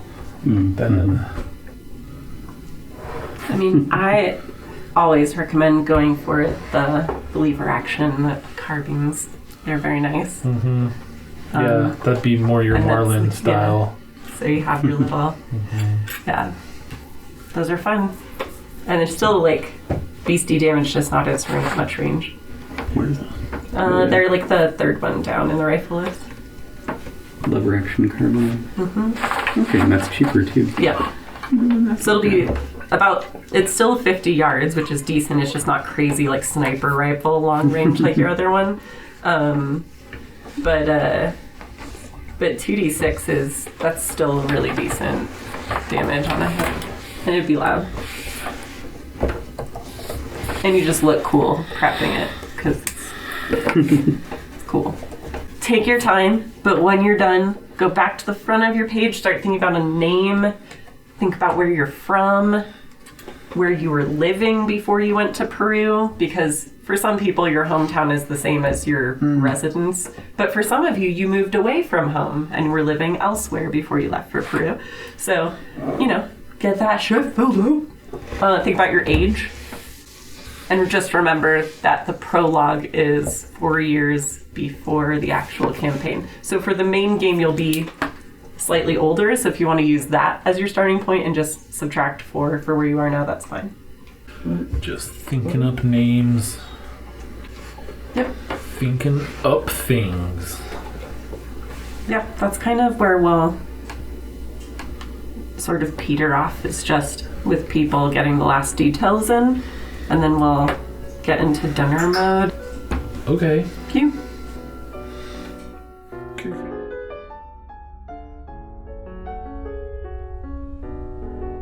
Thank you, patrons, for joining us for this character creation session for our Call of Cthulhu Masks of Nyarlathotep game. We are super excited to share this one with you. Our intro and outro feature music from Kevin MacLeod at incompetech.com. We use Waltz, Unseen Horrors, and The Dread. Please check the description for more details on where you can find these and other pieces of lovely music. And until next time, spend your rage and sanity wisely.